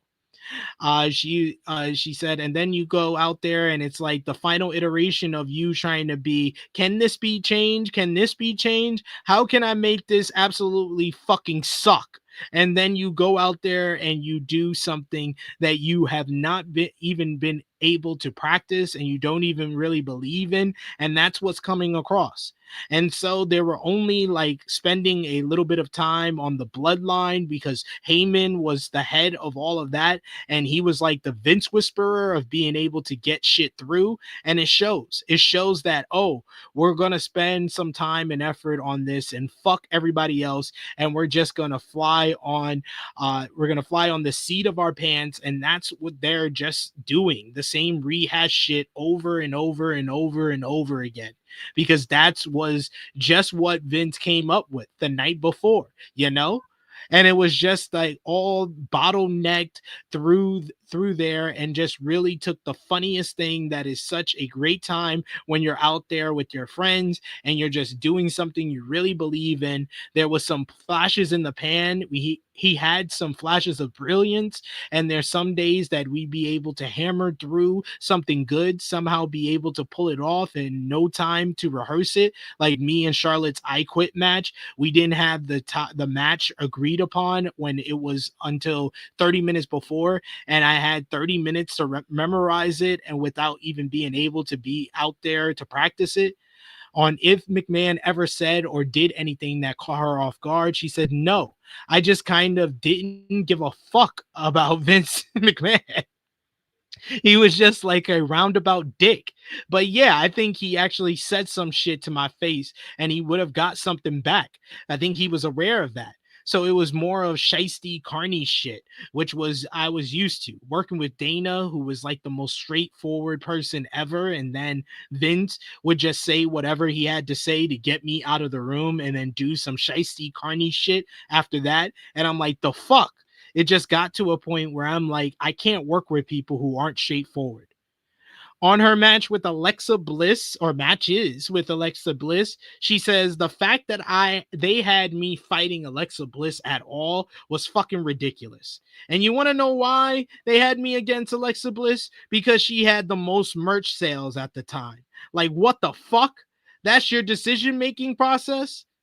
Yes, it's wrestling. Ronda Rousey defeated Alexa Bliss in a quick fashion at SummerSlam 2018 to win the Raw Women's Championship. It appears Bliss, who still currently works with WWE, responded to Rousey's comments by simply saying, "I love our business." AEW star and former world champion MJF more directly responded to Rousey's comments when he wrote on social media. It's almost like pro wrestling, much like any professional sport, functions as a business. Fucking crazy. I love when MJF low-key has a hero moment where he wants to step in for someone, speak up for someone. It's always funny. What do you think about what Ronda had to say? How do you say? It's just, I mean, when it comes to her issues with creative, I mean, there's no surprise to that. Obviously WWE at that point wasn't really a good product to watch. So when it comes to her criticisms to creative, I can't really knock it. The only thing I disagree with is the Alexa Bliss thing. Just because, again, Alexa Bliss was the champion at the time. So for you to even get the championship, you have to defeat the person who's the champion to even get that title. So that's why I thought that didn't make any sense for me, where she complained about that. But then also, it's a wrestling fucking business. You go with the hottest hand. You go with the person who's either moving merch. Alexa Bliss was one of the biggest merch movers in the company at that time. She was the world champion. She was a women's world champion.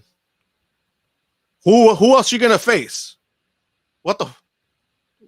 Like, if she was complaining about Liv Morgan back in 2022, I can understand. I think she had more feet to stand on. Like, that is a valid reason, Ronda, for her to be facing you, because she's one of the top merch movers, meaning she's one of our most popular stars. Yeah, because even the Liv thing, they botched that shit. Did the cash in, and they botched it. So I can understand if she had a beef with that, or like, oh, why did they even decide to do that? And I had to lose to her, and then I can understand that. But the Alexa Bliss thing, I don't really understand, because again, at that time, at that moment, she was one of the biggest. She was kind of one of the biggest names in the company. If we disagree or not, she was popular. Again, I would say she was above. Yeah. She might have been above like people like even like a Becky Lynch at that point going into SummerSlam, because SummerSlam is where Becky turns heel for the first time and has the big breakout moment. So I would say going into SummerSlam, Alexa Bliss is a bigger star than even Becky Lynch. Yeah. And I mean, again, like the interview, again, with Ronda, we kind of know where we're getting with Ronda at this point. She's going to find every way to rip WWE. She's going to find every way to shit on the wrestling business. So it's like, I mean, I'm not surprised, but I just think the way she's going about it, I just don't think it's the most, I don't want to say pleasant, but it's not really the most realistic way of going about it. I'm not able to hear you. I don't know what's going on. Oh, shit.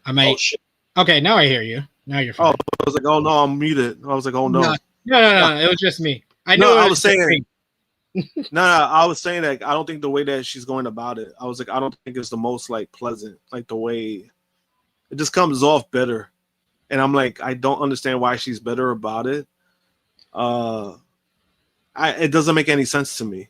That's the best way I could really say. Yeah. WWE NXT this week, they did 655,000 viewers for the show. The show featured Oba Femi, Ricky Saints, and Hank and Tank teaming up to beat Dark State in the main event, thanks to a timely assist from Joe Hendry, who Hank said his name and he appeared after they were abandoned by Femi and Saints, who battled to the backstage area ahead of No Mercy when they faced for the NXT Championship.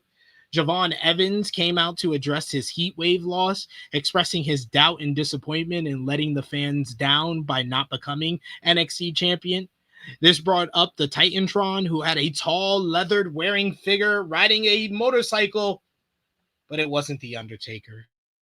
Despite hearing the gong, it was Josh Briggs, who got nuclear heat. This crowd hated this man before he got into a fight with Javon, ending up with Evans being chokeslammed through an open chair by Briggs. Later, Briggs picked up a win over Andre Chase. Post-match, he destroyed every member of Chase U, including driving, I believe it was, Uriah Connors through a announce table. You also then had Lash Legend beat Jada Parker in one-on-one action, while Jordan Grace picked up a win over Callie Armstrong. Post-match, Blake Monroe came out for a brawl that ended with security separating the two after Grace made Monroe bleed from her nose. But we got some news in regards to some people coming into WWE as ROH alumni. The Righteous are reportedly finishing up their independent dates, and word that WWE may be interested in them. Fightful Select reports that Vinny and Dutch have told some promoters that they are finishing their independent dates in the months to come. The report goes on to say that according to word in WWE, there has been interest in them from the company. Many believe they are likely to be signed by WWE. WWE previously had interest in the team when they were part of the tryouts in December of 2022, just before Vince McMahon forced his way back in and caused a hiring freeze by selling the company.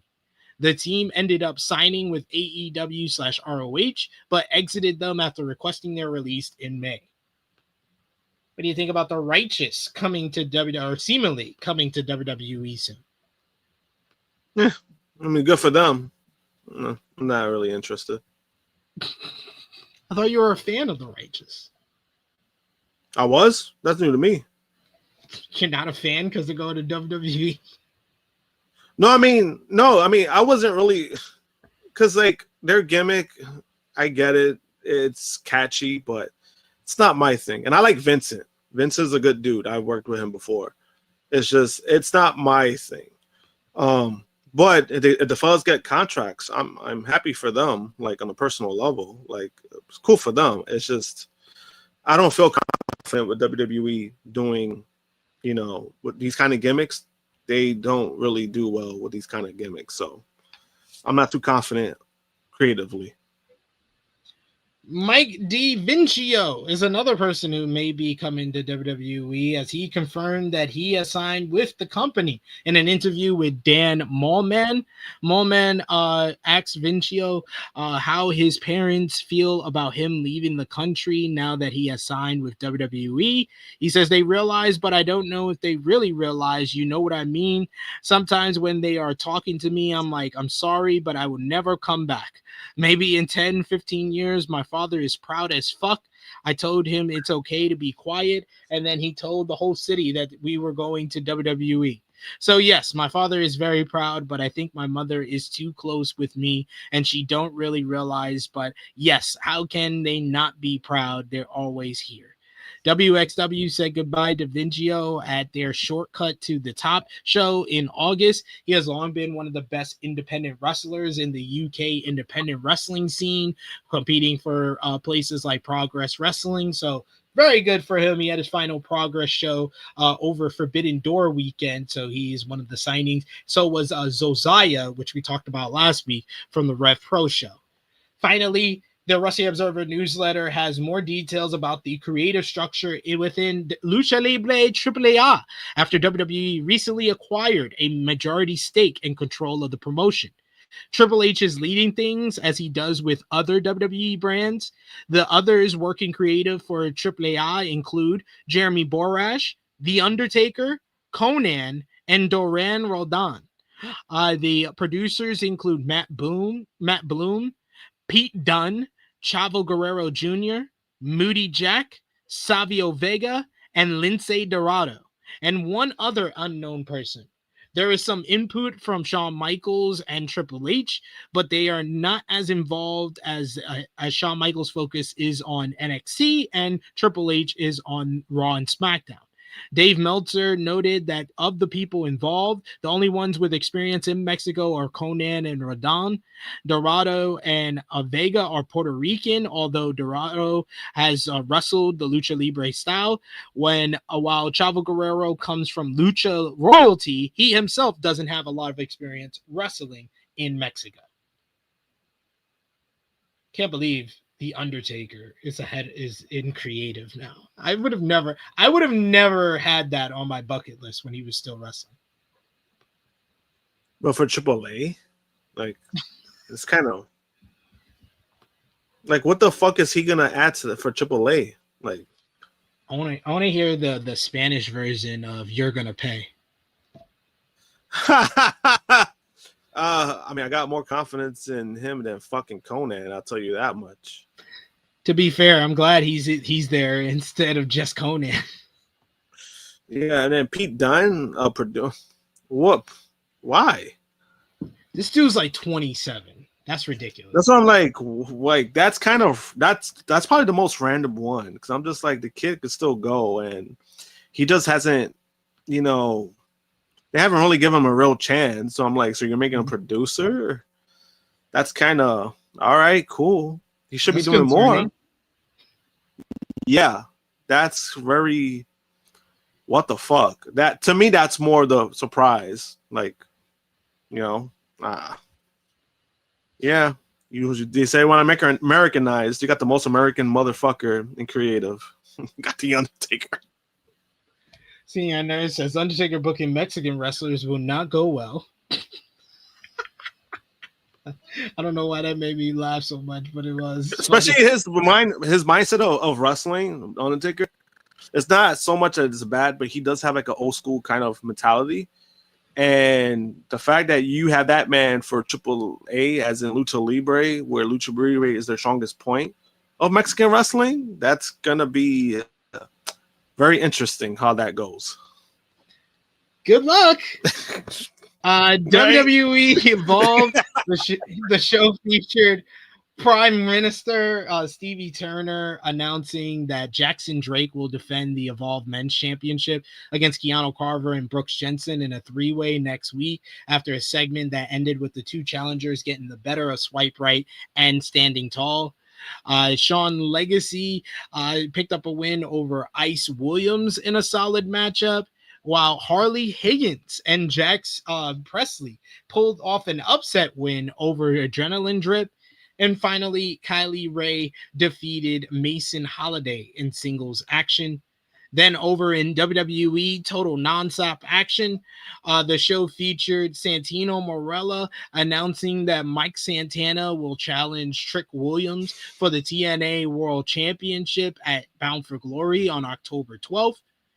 Santana cut a spirited babyface promo about Williams not wanting to show up on TNA until he has to defend the gold. So Mike will come meet him on his grounds on NXT. Frankie Kazarian picked up a win over Matt Cardona. Indy Hartwell defeated Danny Luna and Jody Threat in a fine three-way to become the number one contender for the TNA Knockouts World Championship at Bound for Glory. Meanwhile, Masha Slamovich interrupted the celebration by Elegance with Zaya Brookside and Jody Threat and Lei Ying Lee, as she will get a shot at Ash by Elegance for the TNA World Championship at TNA Victory Road, with the winner facing Indy Hartwell at Bound for Glory. And finally, the Hardys and Mara Sade beat Order 4 in a mixed tag trios matchup. Post-match, the Nemeths made their return with Nick Nemeth coming off a suspension, where they attacked the Hardys, and Nick Nemeth had the audacity to super kick Mara Sade. He don't like money. He want to get suspended again. He trying to kick women right in the face. Like, what the hell is this man thinking? But it seems like TNA has already started the build for Bound for Glory. We got Trick Williams versus Mike Santana. We got Indy Hartwell going for the Knockouts World Championship. Do you think Bound for Glory is going to be the night that Mike Santana does it? I sure will hope so. But at this point, I kind of stopped caring about it. After Slammiversary, I mean, you know, even the build-up. Oh, Trick doesn't have to defend it for 50 days, and this is fucking stupid. Like, you really need to put that in the storyline, as in like, oh, he does. It's fucking dumb. But I mean, I'm happy for Mike if it happens. You know, I'm personally happy for Mike. He's been working hard, and you know, he does have a contract situation, so that's going to be interesting how that plays out. So that means if they're gonna make him world champion, does he stay in TNA for another year? If he doesn't, that kind of probably will tell me, oh, he's probably gonna go to WWE. But either way, you know, personally, I'm happy for Mike. You know, he's been doing some big things. It's just creatively, you know, I kind of just checked out with TNA back at Slammiversary. You know, the way that shit has been going for them is just, yeah, like you said, WWE, you know, total non-stop action. That's how I feel at this point. Welcome to WWE Total Non-Stop Action. We got the stuff. We're gonna make an impact. But yes, that is the tagline for the new show, WWE Total Nonstop Action, coming every Wednesday, 8 p.m. Eastern Time, only on the CW. But it's time to move on over to AEW. In fact, AEW Dynamite from this past Wednesday. While the show went well, the ratings did not. Abysmal ratings for Dynamite this week. 472,000 viewers. The first time a non-preempted episode of Dynamite has ever gotten below 500,000 total viewers. A record low for AEW Dynamite this week. Like I said, though, show was different from the rating. The show featured Gabe Kidd kicking off the program, calling out Darby Allin, who came out for a wild brawl between the two, which brought out the Death Riders, Hook, the Ops, and Willow Nightingale to join in the chaotic brawl. However, outside the building, Darby ether-ragged Gabe, trapped him in a body bag that was chained to his pickup truck, and then drove away, dragging his body behind the vehicle. Vicious.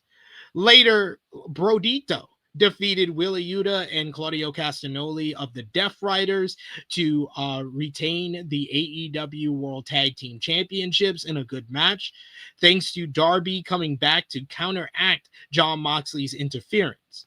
Mercedes Moné beat Alex Windsor in a great opener to retain the TBS championship. Post-match, Moné flipped off Windsor, causing a brawl between the two that saw Mercedes in control until Riho returned to make the save with a diving foot stomp and a sliding dropkick to the CEO. Ricochet and the Gates of Agony challenged Hurt Syndicate for All Out to a trios matchup that, of course, they accepted. FTR jumped Adam Copeland before a promo segment, which brought out Christian Cage for another pull-apart brawl between the two duos.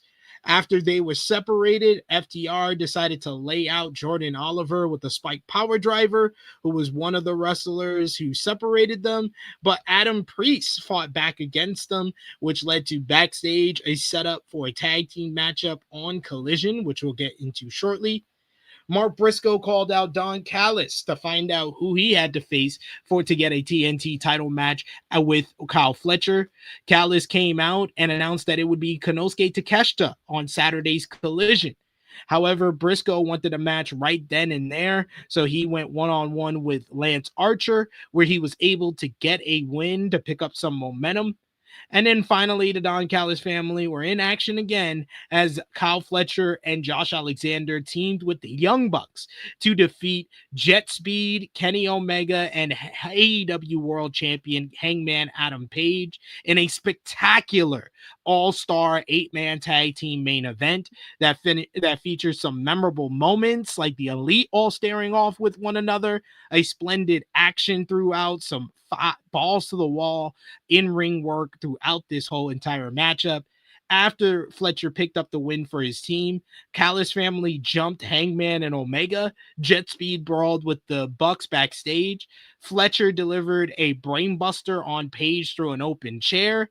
Then the Protostar delivered an even crazier brainbuster off the apron through a table on Omega at ringside. Kenny Omega was stretchered out of the 2300 arena to close the program on Wednesday. Josh, what was your thoughts on Wednesday's Dynamite? What did you think were the biggest moments from the show and overall? I enjoyed Dynamite. I thought it was a really good episode. Obviously seeing Riho back was pretty cool. The crowd was very excited about that too. The 8-man, that main event, that was insane, writing Kenny off. I thought the right person to write Kenny off was the good move, Kyle Fletcher. That was one of my moments of the night. That really stuck out for me. The Mark Briscoe stuff too has been pretty fun to see. Him trying to get the title, him trying to get a title match, and the way that they're going about it is pretty cool. And the Death Rider stuff, the Darby Allin stuff. For some reason, I've enjoyed Jon Moxley way more not being a champion. And it just seems not only not him being a champ, but it's like it seems a lot different now. Like I'm enjoying his stuff more now, like his not his ring stuff, but like what they're doing, the direction they're going. I've actually liked it more for some reason. There's something that they're doing that I like more about it. And Collision, when we get to Collision, it was more of that because that promo was great. That promo he cut, there's something about it. I don't know. Like I've been liking the stuff that Jon Moxley's been doing. But overall, it was a great episode. It was a great episode of Dynamite. Yeah, really strong episode of Dynamite. I give it an 8 out of 10 this week. Like you said, the in-ring work was on another level. I felt like last week's show was a little bit stronger because I thought it had good in-ring work and great promos and angles and felt like a sense of urgency going into All Out. I didn't get the same sense of urgency on Dynamite this week, but I got it on Collision.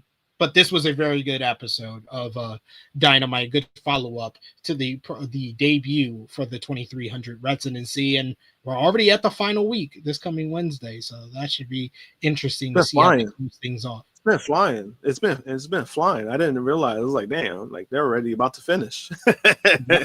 Yep. Yeah, and everybody loves that main event. Spoiler alert. Yeah, you might hear that again on this show when we get to matches of the week.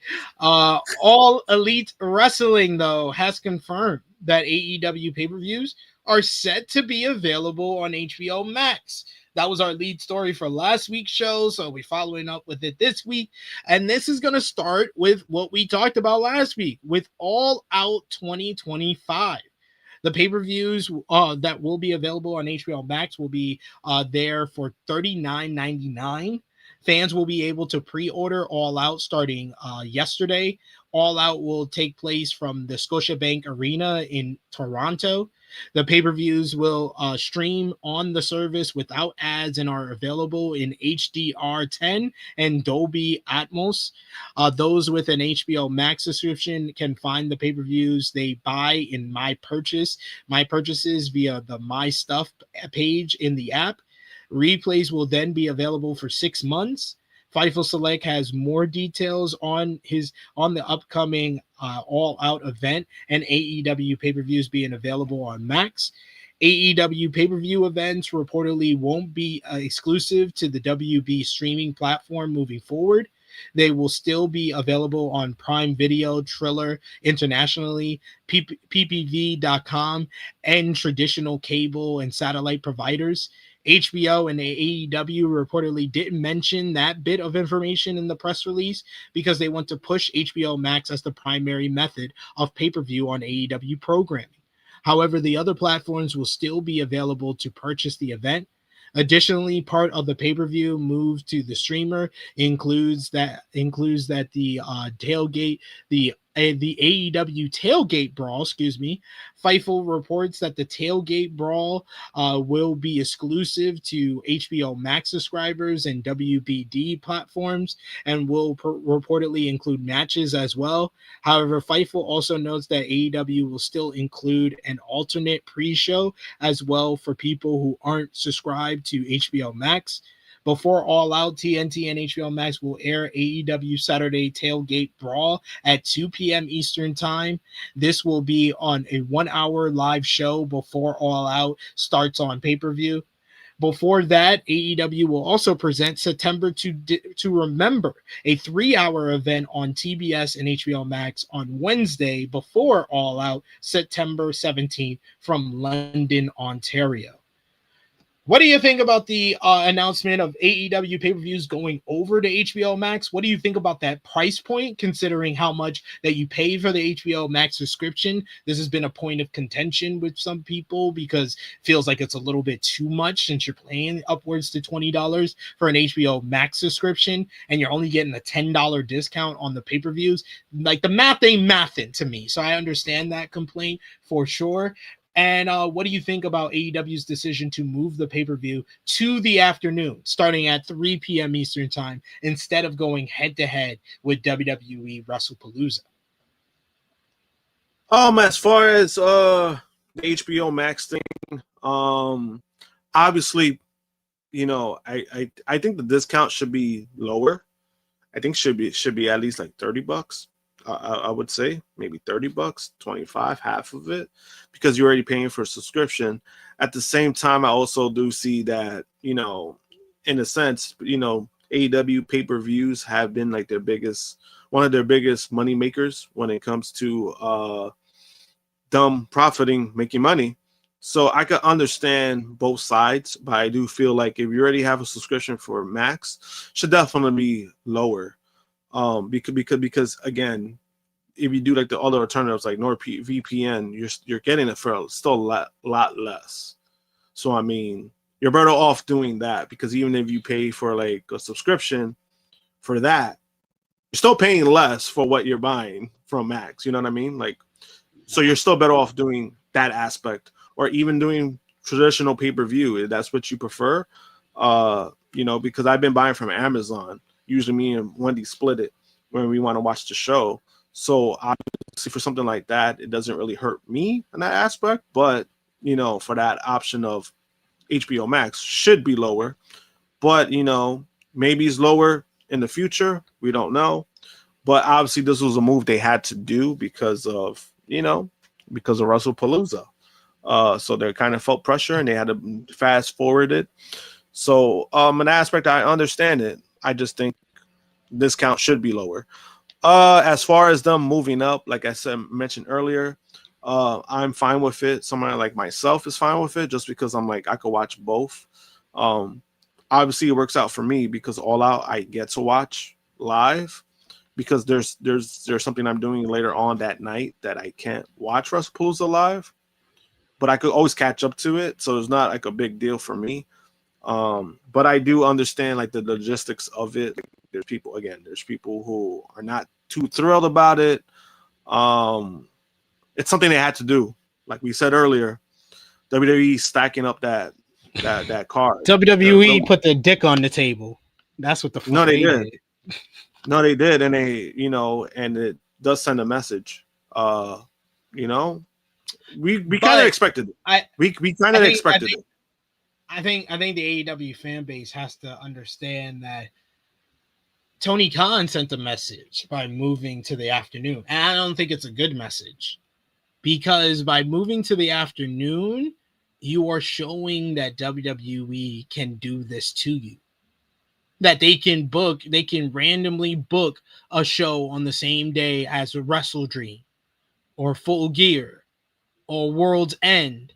And they can fuck with you in just a little bit, where they will now be ready the next time, where you'll be like, they'll move one of their shows, one of their main roster shows to October, whatever the date of Wrestle Dream is. And AEW will move to the afternoon, and NXT will have a show that goes head to head. Like, they will be ready. They're ready now for you to adjust and go to the afternoon. And now they're going to oversaturate the weekend. I don't think this is the message that you want to send. So that's why I'm on the fence with it, where I do understand you're going to get hurt more going head to head. So this is the right decision. And what All In and Forbidden Door proved were that they can run the afternoon and they can still hit their marks. They can do 122 to 130,000 for Forbidden Door. They can do 180 to 185,000 pay-per-view buys for All In. So it doesn't make that much of a difference in regards to their pay-per-view buys. Yes, but perception-wise, this is not the type of message that you want to give to someone like WWE that smells any fear or any blood in the water. Yeah, and I think it's one of those things. Those are actually good points because I actually didn't think I didn't think of it that way. But the two, you know, when it comes to All In and when it comes to Forbidden Door, you know, it's kind of crazy because I think Forbidden Door was going to be that time because they're overseas, so you can't, you know, that was going to be late. That was going to be later on that night, so that's the excuse of that. But you know, when it comes to All In got moved because of Saturday Night Main Event. It didn't get moved because of NXT. They already proven if you put us against NXT, we're going to be fine at that time slot. But anything main roster related, you know, obviously they had to pivot. But those are actually good points because I actually didn't look at it that way. I mean, that is interesting. But now hearing of how their deals work with WWE, it's one of those things where it's like, now I wonder if they are going to add more PLEs or whatever the case may be, because remember the Peacock thing, they were doing it to get out of the deal sooner, and that's what they did. So now I'm like, I wonder if the ESPN deal is similar, or if the ESPN deal is similar to the sense like, oh, we got all the PLEs. You could do as many PLEs you want, and you know we're gonna shoot it. That'll be worse for AEW, if anything. Yeah, because imagine that would be a scenario. That's a scenario nightmare because it's like, oh fuck, we could do whatever time we wanted.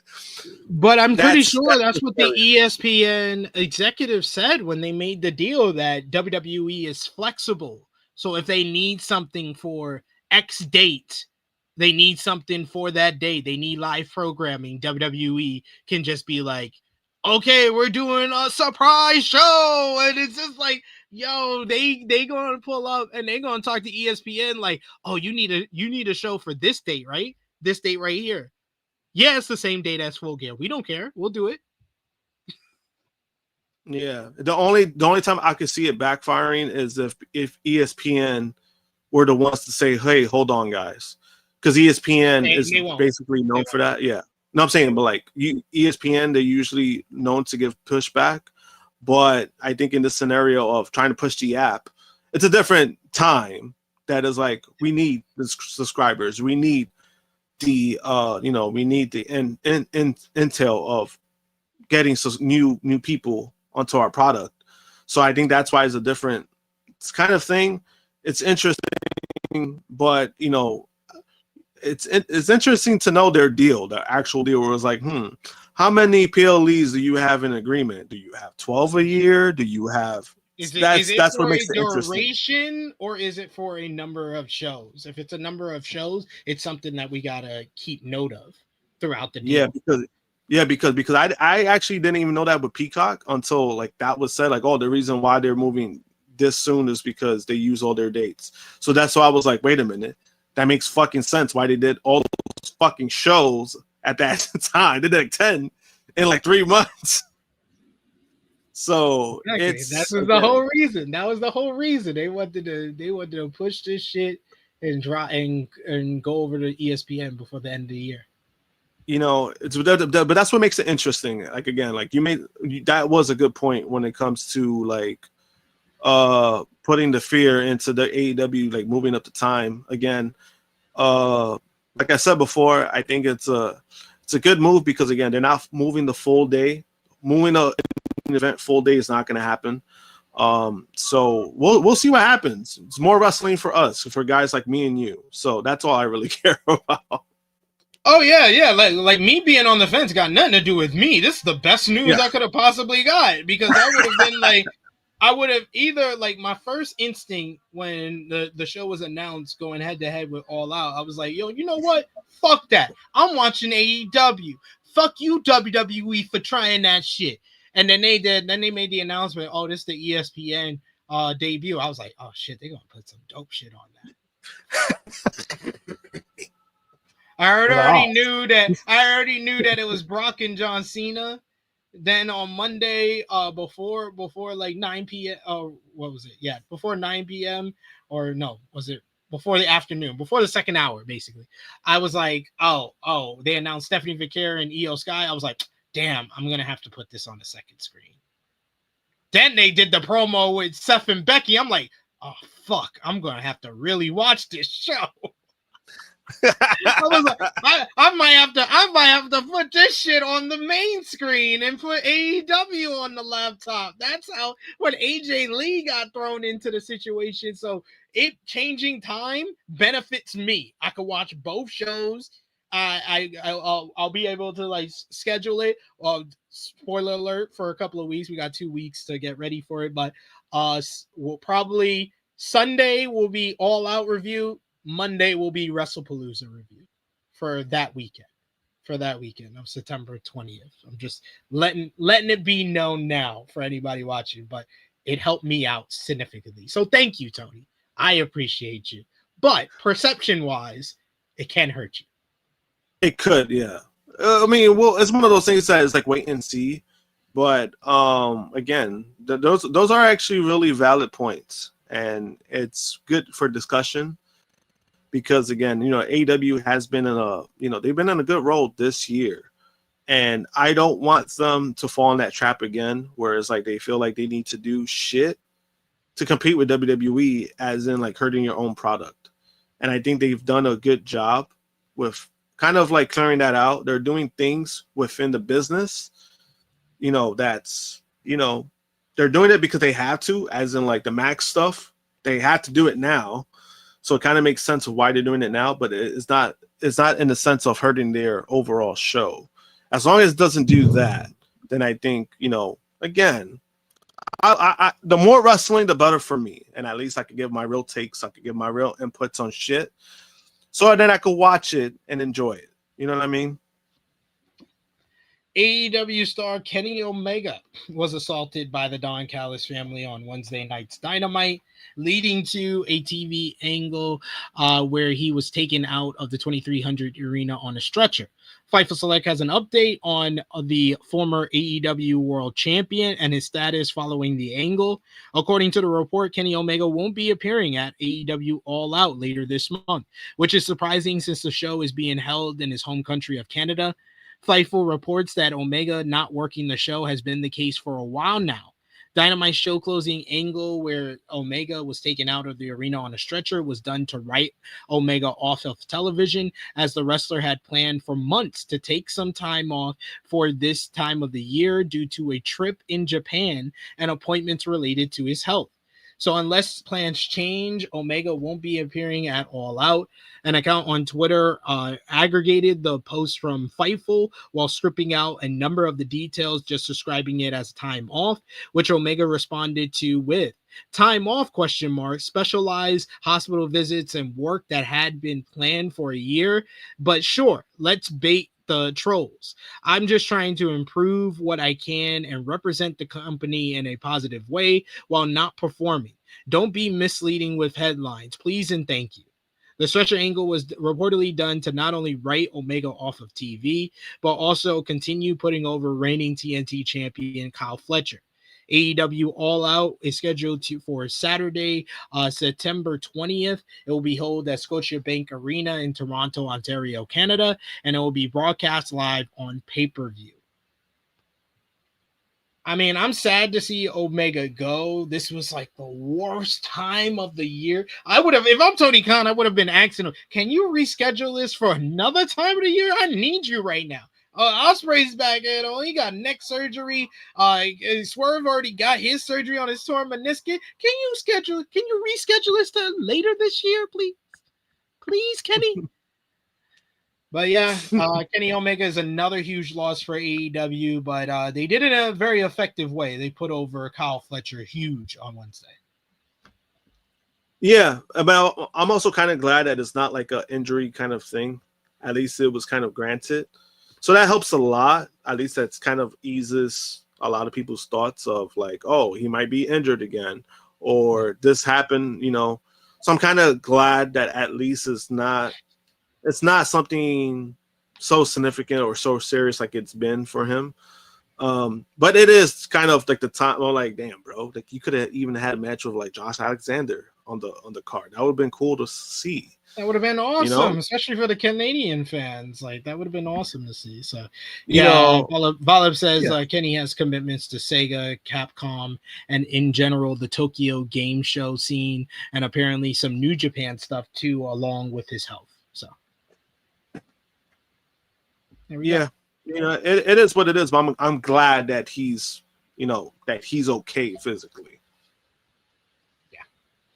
Someone who else is okay physically, but we don't know his status right now, is Chris Jericho. He addressed the rumors that he could possibly be returning to WWE in a new interview.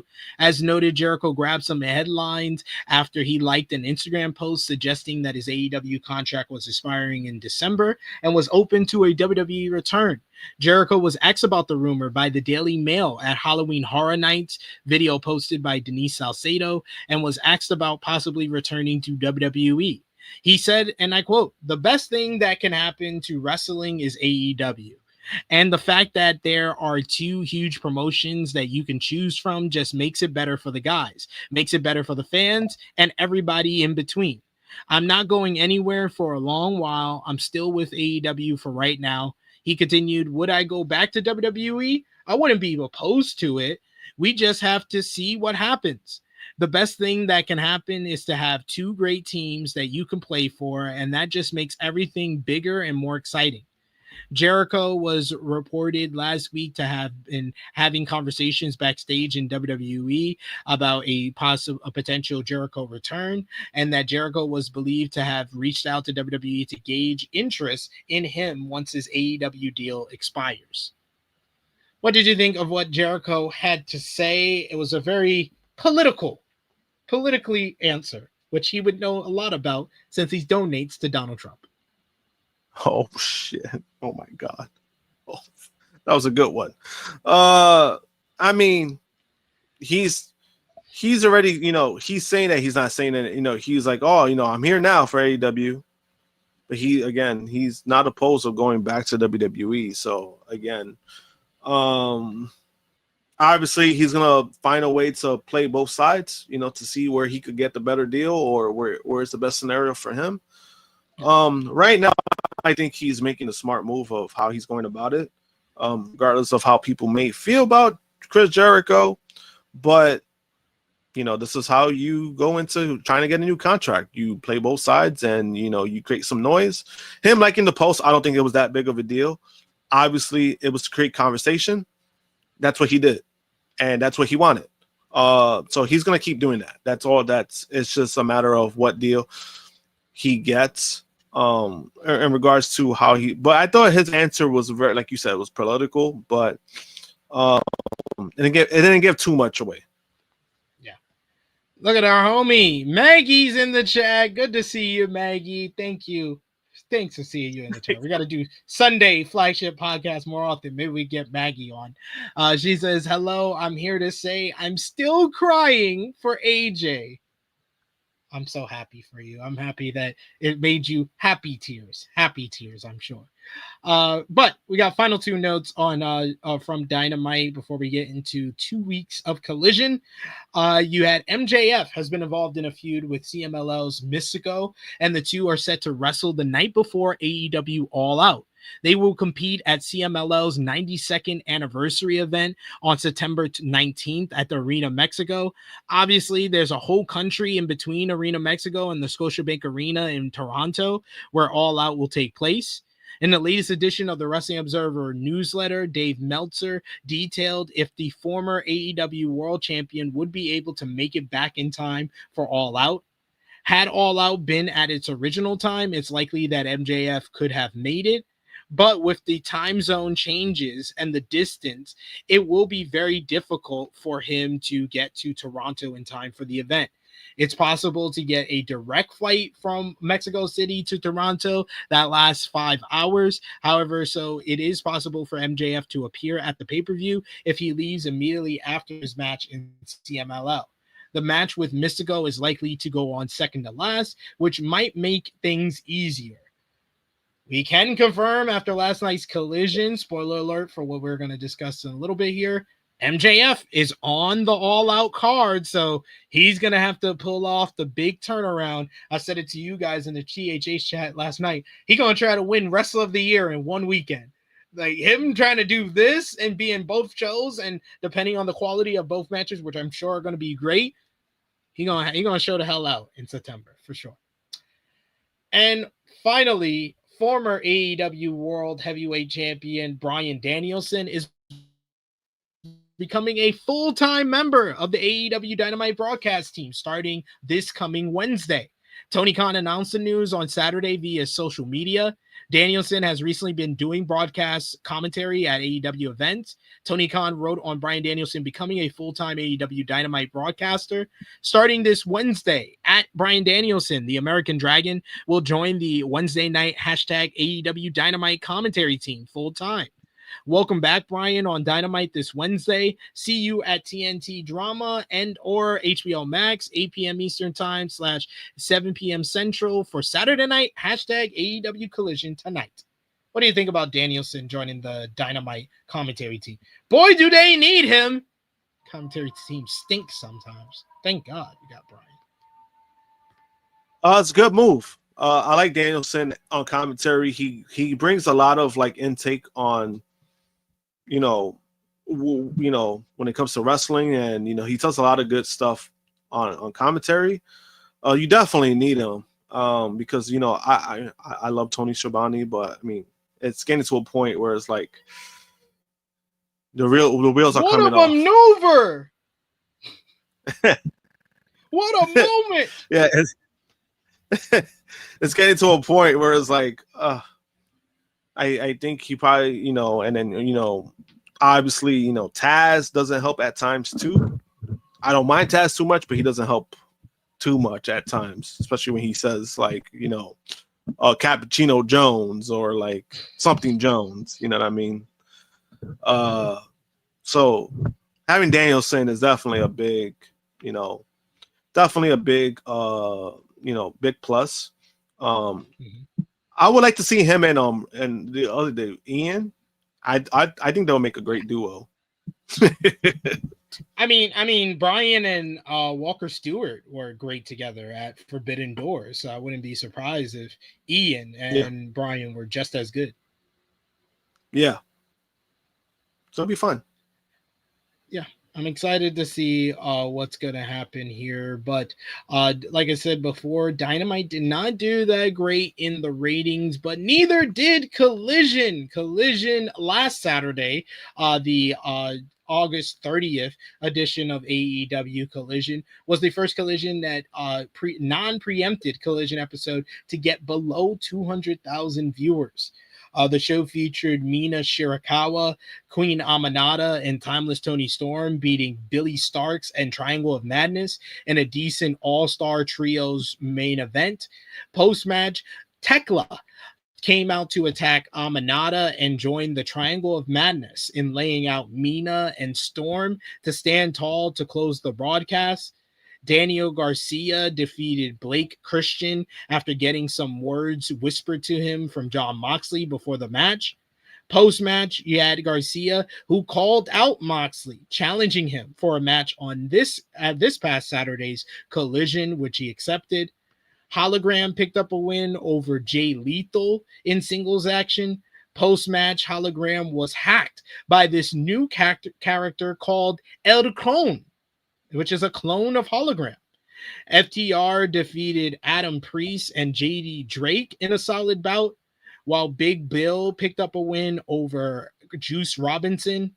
Josh Alexander and Kyle Fletcher of the Don Callis family beat the Conglomeration's Kyle O'Reilly and Tomohiro Ishii in a damn good tag team bout. Then you had Collision last night. The show featured Konosuke Takeshita defeating Mark Briscoe in an excellent main event, thanks in large part to interference from MJF. Thanks to this loss, Briscoe cannot get another shot at Kyle Fletcher for the TNT Championship. Post-match, MJF attacked Briscoe until Takeshita stopped Max and got in his face. After Don Callis separated the two, MJF and Briscoe got into an intense pull-apart brawl. After being separated, Max offered Briscoe to let him pick the time, the place, and stipulation for their rematch against one another. Briscoe accepted and said that it would be at AEW All Out, but he will let MJF know what the stipulation will be. Jon Moxley beat Daniel Garcia in a brilliant opener that was hard-hitting and gripping thanks to a pin reversal. Post-match, Garcia was interviewed and expressed his frustration with a passionate promo about feeling like the last 5 years was a waste and a teased retirement. Later, Moxley cut a promo on Darby Allin, trying to take everything he has, but he doesn't have anything that Darby doesn't have. Mox finally accepts Darby's challenge for All Out, and it was then announced that it will be Darby versus Mox in a coffin match in Toronto. I called that like 2 weeks ago. Thank you. FTR picked up a win over Adam Priest and Tom Billington in a very good matchup as well. Backstage, Big Bill cut a promo ripping into Philadelphia after almost dying in 2300 Arena a couple of years ago. He said that he is from a real city like New York City and wanted to call out another New Yorker who he hasn't seen in a while, Eddie Kingston, who got a huge pop from the 2300 Arena fans and chants of for the Mad King. A vignette aired that showed the Outrunners searching in the wild, where they found Dalton Castle, who's returning to form a new trio with the Outrunners. Mercedes Moné called out Riho for her return and their all-out match. Moné called Riho's trainer, apparently, Emi Sakura, and will team with her to face Riho and Alex Windsor on this Wednesday's Dynamite. Chris Statlander, Harley Cameron, Mina Shirakawa, and Timeless Toni Storm beat Triangle of Madness and Megan Bayne in a very fun all-star 8-woman tag team matchup. Post-match, Triangle of Madness jumped the babyfaces until Jamie Hayter made the save to a big pop. Hayter tried to help Timeless Toni up, but she was upset after coming to, and Toni challenged Hayter, Statlander, and Tekla to face her in a 4-way at AEW All Out on September 20th. And finally, the Don Callis family were interviewed by Tony Schiavone, where Josh Alexander ripped into Hangman Adam Page ahead of their grudge match on Dynamite this Wednesday. Then Kyle Fletcher cut a splendid promo explaining that this past Wednesday was step 1. Alexander versus Hangman on Dynamite is step 2. And what's next is Fletcher challenging Page for the AEW World title at All Out. Fletcher wants Hangman at All Out because it's the pay-per-view that Hangman first got a shot at the AEW World title, but Fletcher says it won't take him 3 years to win the title or 6 years to be the guy. If Hangman refuses, Fletcher threatened to put him on the injured reserve like he did to Kenny Omega. This was the best Collision of the year. Like, when it comes to pay-per-view build, character progression, great promos, great matches, this Collision checked all the boxes. Excellent episode of Collision overall. What did you think, Josh? It was a great episode. I really enjoyed it. It kind of did feel like a Dynamite. So that's why I was like, oh shit, like we're getting a really great episode of Collision. The only thing I would say is that it's probably gonna take another hit on the ratings just because college football. It's too much. So yeah. And wasn't the NFL last night? Was there an NFL game last night? No, that was Friday night. Oh, Friday night. Yeah, you're right. But I think there are a few Saturday night football games I think scheduled this year. But yeah, it's gonna take another hit. But I mean, it was a great episode. Collision. I like the stuff they did. The Mark Briscoe stuff, again, it was fun between him and MJF. Yeah, I mean, no complaints from me. Yeah, they rocked it. Rocked that episode. They rocked the week prior. Prior episode was good, but this one was just off the charts how good it was. It felt like the sense of urgency that we had on Dynamite last week, we got it back on Collision this week. We didn't have it on Dynamite quite as enough, and we didn't have it on Collision last Saturday, but we definitely got it last night. That was a banger of an episode for Collision this week. So I got to give them credit for that one. And Kyle Fletcher knocked that promo out the park. That was a great promo by Kyle Fletcher. We got MCats who says a dog collar match with MJF's contract on the line. Oh, please. That would be perfect. I would like that. I would like that a lot. Give me that. Inject that in my veins. We got Call Me Mr. Bonda who says Jamie Hayter for new champ. Damn it. I mean, maybe. I was excited to see Jamie Hayter in the ring with Timeless Toni Storm. I think that's the first time since Jamie made her return she was in the ring with Tony. So there we go. We got, that's a good shout too. Call Me Mr. Bonda mentioning Ricochet versus Shelton Benjamin. Say less. Yeah, that's on Dynamite this week as well. See, they even had good build for Dynamite on Wednesday between the Alexander Hangman, Ricochet Shelton, and the Mercedes and Emi Sakura versus Riho and Alex Windsor matchup. So good shit. Good shit overall. But we got some news to wrap up from the collision vortex.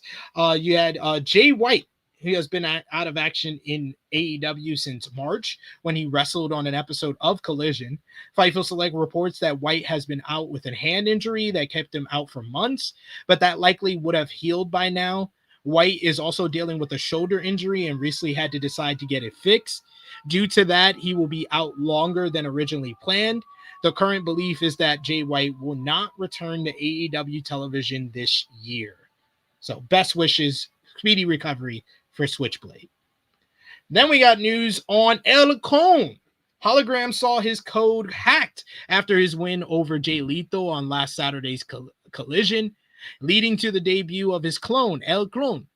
Lucha Blog has revealed the identity of El Clone, reporting that Arez is the man behind the mask. Shout out to Arez. Arez is best known for his work in AAA. He has also worked in the United States for GCW and MLW. Hologram then wrestling under Arez and Arez have been involved in programs together in Mexico for quite some time now. So it's not surprising that the two are now working together in AEW. Lucha Blog also reports that WWE had recently reached out to Arez and wanted him to sign a new deal with AAA. Arez told AEW about the interest from WWE, leading to AEW making an offer which he accepted. WWE acquired AAA back in April. AEW has been working with CMLL. Arez is currently suffering from a foot injury that he got while working for Riot Lucha Libre over the weekend, though the injury is said to be not super serious and it should not impact the Hologram El Clone storyline. What have you thought about the El Clone storyline for Hologram? I think it's pretty cool. Kind of reminds me of Power Rangers, so that's why it's the Green Ranger storyline. That's all exactly, it is. Yeah, that's exactly what it is. And that's why I was like, oh shit. And I mean, you know, them doing that, I think is pretty cool. But then, you know, originally when Hologram, when they were talking about Hologram being a character, originally a lot of people thought it was him. A lot of people thought it was this guy, but then it turned out to be who it is right now. So it's kind of funny how that works out, right? Where it's like, oh, so the person that people thought it was, he's gonna be the clone, and you know, so I thought that was pretty cool in that aspect. But also him joining AEW, you know, I wonder what was the thought process of that, because WWE, they offered a deal. He easily could have re-signed with AAA, and then he just said, I'll go to the AEW instead. Yeah. Makes sense. This is what's best for him, man. He reached out, let them know. He's like, yo, these niggas trying to sign me up, yo. The Wrestling Observer reports that AEW is likely to return to the Hammerstein Ballroom later this year for a residency. The company previously had shows in the venue in 2024. It's believed that they will return there this December. The original residency at the Hammerstein was considered a financial success for the company. The attendance was under 1,500, but ticket prices were higher, so the gates were larger than AEW events with an attendance of over 3,000. They saved 6 figures per event on moving costs, so this was a big plus for AEW, so they're deciding to continue it again coming up this December. I look forward to it. I'm just hoping that it happens before I leave here. I can go to at least one event. Let me go to one, please. I'm gonna try to go. Yeah, I'm gonna try to go to one event at least. Because I didn't go to last year because I think it was just the timing. The timing was not a good timing. So I'm gonna try to go at least to one. There we go. And then you had finally finishing off with the Converse. ROH had 2 shows this week. ROH TV on Honor Club. You had the show featured Athena celebrating her 1,000th day as Ring of Honor Women's World Champion with a win over Dami. You also had Wheeler Yuta. He picked up a win over John Silva with John Moxley and Marina Shafir watching on and attacking Dark Order at ringside. Katsuyori Shibata defeated Jordan Oliver in a rock-solid affair. The Conglomeration's Hologram and Tomohiro Ishii beat Arya Davari and Tony Nese of the Premier Athletes. Then you had Friday's Ring of Honor on Honor Club, but not on Honor Club, on YouTube. AR Fox and the Kingdom picked up a win over the Frat House. Deonna Purrazzo beat Rachel Ellering in a Pure Rules matchup, while Trish Adora defeated Ashley Vox in some non-tournament Pure Rules matchups. The Beast Mortos beat Jordan Oliver in a good bout, while the Don Callis families, Lance Archer and Hechicero, picked up a win over Beef and LSG. Bandito defeated Lee Johnson in a solid main event. Post-match, though, Blake Christian attacked Bandito from behind and laid him out with a lethal injection to stand tall, holding up the Ring of Honor world title. So there you have it. ROH, 2 big shows this week, some good shows. The Friday show was good, had some new content from their time in Philadelphia at the 2300 Arena. But we got to mark our boats over to Japan. New Japan had their return to form after the G1 today, this morning at Blue Justice. We'll talk about that on next week's show. But we're going to talk about Stardom to the World, which was yesterday morning, Saturday, September 6th. The show featured Saya Kamitani beating Bea Priestley and to retain the World of Stardom Championship. Post-match, Azumi came out to confront Kamitani and challenged her to a champion versus champion winner-takes-all match for both the World of Stardom Championship and NJPW Strong Women's Championship.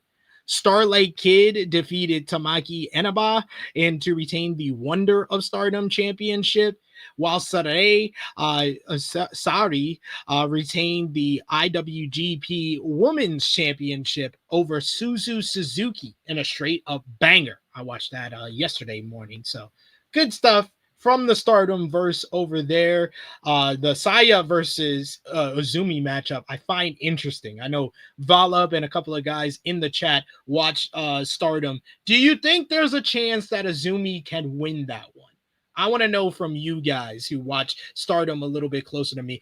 Call me Mr. Bonda. Let me know if you think that Azumi will win the World of Stardom champion, because that feels like the first challenger since Saya faced Tam Nakano earlier this year. That feels like it can beat Kamitani, but I'm not sure. Because I think they do want to do Saya versus Momo after Momo won the 5-star Grand Prix. MCats says, love that Ishii is the leader of the conglomeration while OC and Briscoe are doing other things. It's order of bringing in the conglomeration. He's just the oldest member if OC and Briscoe ain't there. That's how it works. Seniority. Call me Mr. Bonda says, Athena is the greatest champion in ROH history. What do you think about Athena hitting 1,000 days? I didn't think it was possible, but it just made sense a couple of months ago when I thought about it. I was like, oh, she's closing in on 1,000 days. They're definitely going to have her hit 1,000 days. I mean, I think it's cool for her. But it's one of those things where Ring of Honor, I mean, Ring of Honor is not what it once was. So it's a different feeling, but I think it's a good thing for Athena to show how not only important she's been, but I think 1,000 days, I mean, that's a long ass time. I'm talking about what, almost 3 years? Oof. Yeah. Yes, sir. Indeed. Yes. Congrats to Athena on a huge milestone that I don't think we're going to see from any women in a very long time. It's going to be a long time. It's been a long time since we've seen it since like the days of Fabulous Moolah, who held the title, the WWF Women's Championship for all those years. And now you got Athena with the Ring of Honor Women's World title. Finally, finishing off the what we missed, CMLL Venice Espectacular. You had the show featured Mystico and Bandito defeating Hechicero and Angel de Ora in a great tag team main event. Gelano, a Fantasma of Definto and Balos won the Copa Independencia tournament, which was a 4-team tag team tournament. So congratulations to them as well. But we made it to Chrissy Love's favorite time of the show, best and worst of the week, moments of the week, and matches of the week. Let us know in the comment section if you made it this far, what you thought about this week in pro wrestling with your best, worst moments and match of the week. Josh, best and worst of the week. Who you got? Best of the week, easily AJ Lee. Worst, what's the worst? What's the worst of this week? I'm gonna go with that Dynamite rating, unfortunately. Might be a good shout there. I went with best of the week, definitely AJ Lee. It's like that's a no-brainer. Best of the week, AJ Lee. Worst of the week, I'll go with I gotta go with AEW for the rating and for the perception of the move of All Out. But they get to share the worst of the week with Nikki Bella. After that performance Shit, I didn't even at Clash think in about Paris. that. And how she handled the whole Wade Barrett situation. I would say, matter of fact, I'll give it Cole. I think the rating and Nikki Bella, because I think the whole Wade Barrett shit, that was a little weird. It was a weird thing to complain about, but then also to go on your podcast and to do that, to blast that, regardless of, Wade Barrett blocked me on Twitter. I don't know what the fuck I did. He blocked me, but I thought that was pretty. Her complaint about that, I thought it was a little. It's kind of unprofessional to do that. She really had an issue. She should have talked it out with him in private instead of blasting him like that. Yeah. And then moment of the week, easy. It's AJ Lee. Yeah, AJ Lee's return, easily. All right. So I have some shocking news. I only have 10 matches this week. I'm proud of myself. Only 10? Oh, wow. To 10 matches this week. I do have honorable mentions, though. Honorable mention to Sami Zayn versus John Cena from SmackDown. Catalyst Family versus Conglomeration from Collision last week. Number 10 for me, I went with Seth Rollins versus CM Punk versus LA Knight versus Jey Uso from Clash in Paris. Number 9, Mercedes Moné versus Alex Windsor from Dynamite. Great match, by the way. 8, Rusev versus Sheamus, the Donnybrook match from Clash in Paris. Number 7, Mystico and Bandito versus Hechicero and Deora from CMLL. Number 6, Jon Moxley versus Daniel Garcia from AEW Collision. Number 5, Sarai versus Suzu Suzuki from Stardom to the World. Number 3, number 4, John Cena.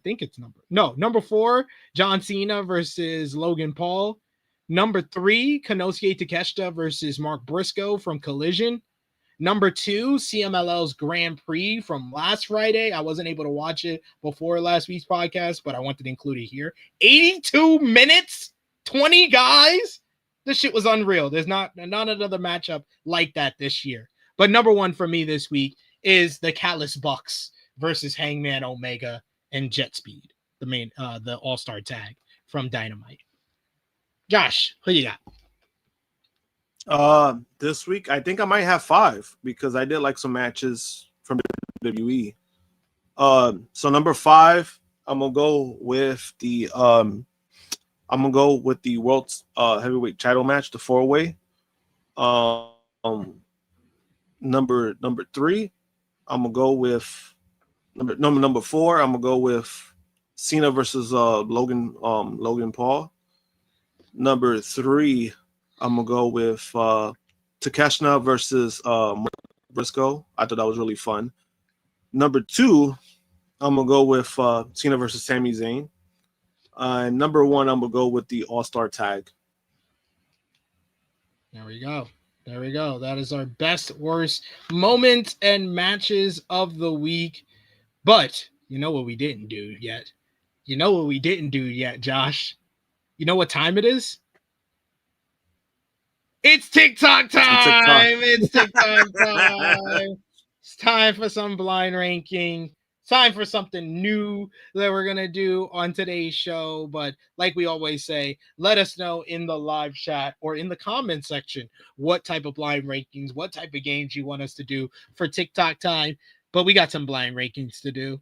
I don't know if you were prepared this week, Josh, and you came for some blind rankings of your own. If you got a blind ranking for me, I don't know. You let me know. But I do have some blind rankings. I do. Oh, okay.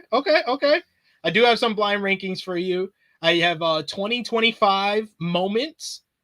So I'll give you some time to let that percolate, and maybe you can come up with a 5 to give to me. I have a 5 that I was going to give to you, and I have a 5 I was going to give to Chrissy, but Chrissy's not here, so you only get your 5. So we'll save that for the future. And then we also got top TNA wrestlers of all time. Plus, we're going to have a conversation about our third topic for today. But I'll give Josh the opportunity first. You got a blind ranking from me? Bring it on. Yeah, so there's one I came up with. I was going to have it last week, but I have top 5 jobbers of all time. Okay, bring it. Let's do it. All right, so the first one, I have the Italian Stallion. The Italian Stallion? Who was that? Who was the Italian Stallion? Was that Brooklyn Brawler? Oh no. Oh, okay. It's a different guy. I'll put him at 4. 4? Yeah. I have who else? Damn, I had a list too, because I was looking at it. I was like, yo, this is mad funny. This list is mad funny. Damn, I'm trying to find it. I did have somebody. I want to get his name right. That's why. Let me see. Cause I wrote it down too. I'm trying to find it because I actually, hard to believe, I actually got a new phone. Oh, look at that. Look at this. Look at this guy over here moving up in the world. Nah, so I'm trying to all right, I found it. So the next one I got SD Jones. Oh, SD Jones, that's my guy. 2. You see? 2 for the brother. 2 for the brother. All right. And then I got Brooklyn Brawler. Oh, that's number 1. That's number 1 for sure. Number 1. Number 1. So how many was that so far? That's 3. It's SD Jones. That's 3. Yeah, SD Jones, Brooklyn Brawler, and the Stallion. All right. Barry Horowitz. Okay, we'll put Barry at 3. So my number 5 is who? All right. Yeah, your number 5 is Iron Mike Sharp. Sharp. What is that? How you say his name? Sharpie. Yeah. I think I nailed that. I nailed that perfectly. I think that's nailed. That's bang on. Y'all can gas up Barry Horowitz all y'all want. He ain't got nothing on SD Jones. What y'all talking about? SD Jones? No, I remember. That's why I was like, oh shit. I remember when I saw that list. I was like, yo, I forgot about SD Jones. SD Jones. We will do one. I'll add that. We'll make it a third blank ranking. We'll do best returns. So you got time to think of that one. First up, though, we got 2025 moments. 2025 moments. You ready, Josh? Ready. Jey Uso wins the Royal Rumble. I guess I'll go number 5 with that one. It wasn't a moment for me. It's like John Cena turns heel. John Cena turning heel. I'll put that a solid 2. Okay. So you got 5, Jey Uso wins the Rumble. 2, John Cena turns heel. Hangman Adam Page wins the AEW World Title. Oh, for me, that's number 1. And that's a biased take. I'll take it. Number 1. Hiroki Goto wins the IWGP World Heavyweight Championship. I'll put that at number 2. And your number 4, WWE's Trick Williams and JC Jane walk out of Slammiversary with the gold. That sounds about right. Nah, you how is that above Jey Uso winning the Royal Rumble? Come on, man. Can't do that. That is funny though. You can't do that. That is funny. Number 4. Yeah, I mean, yeah, I would switch that though. Yeah, I would switch that, but it's funny. It's more funny than anything. He said win number 10. Jesus. All right, Josh, you got any 2025 moments from me to rank?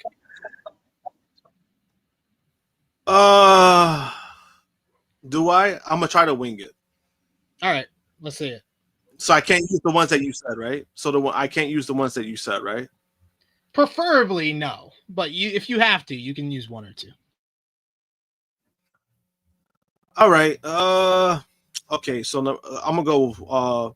Cena wins the world number 17. Cena wins number 17. It came after a bad match, though. Let's put that at 4. It did. 4? All right. Yeah. Moments. Hangman defeats Ospreay to win the Owen Hart tournament. 2. Ooh. See? That's pretty good. Let's see. Trying to think of another one. Right, so those are already 2 so far, right? Trying to think. Fuck. Talking like moments this year.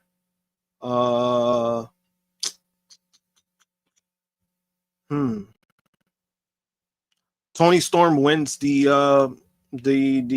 women's title back. I might be biased, but I'm putting that 1. So that's 3 so far, right? Yeah. That's 3, right? That's 3? Yeah. And then I probably know the answer to this one. Cody wins back the title from Cena. 3. 3? So then we'll be 5. Who's going to be my number 5? What was going to be your number 5? I'm trying to think myself.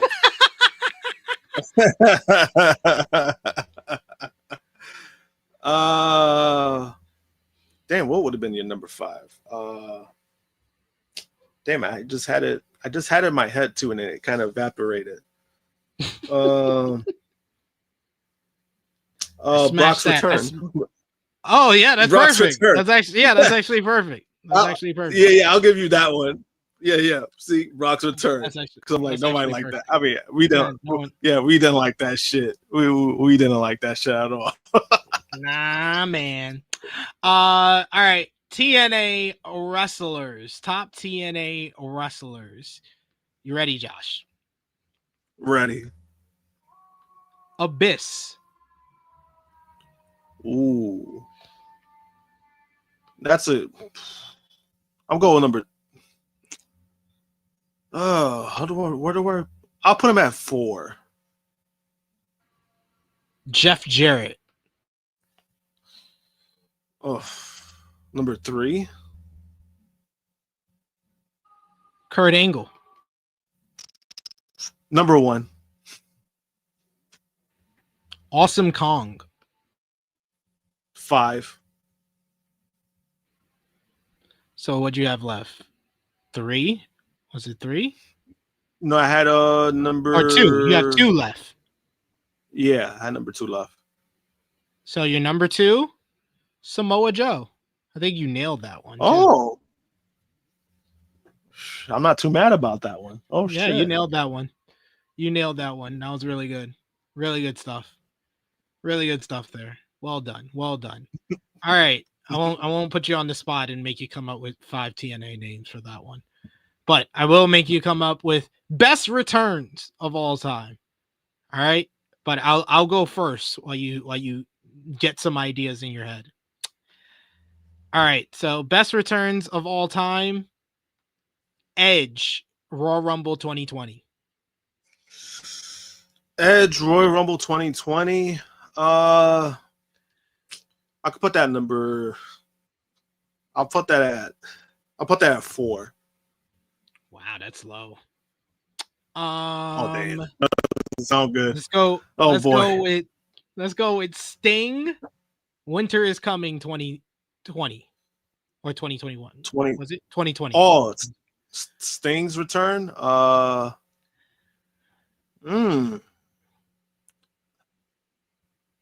Sting's return 2020. See, that'll be kind of very biased for me because I love that return. That's the thing. I'll put number 2. Fuck it. Number 2. Cool. Well, let's go with the obvious one. AJ Lee. I mean, that one's pretty soon, but I could put that as solid 3. Solid 3 for that one. Let's go CM Punk Survivor Series 2023. Number 1. Number 1. So what do you have left?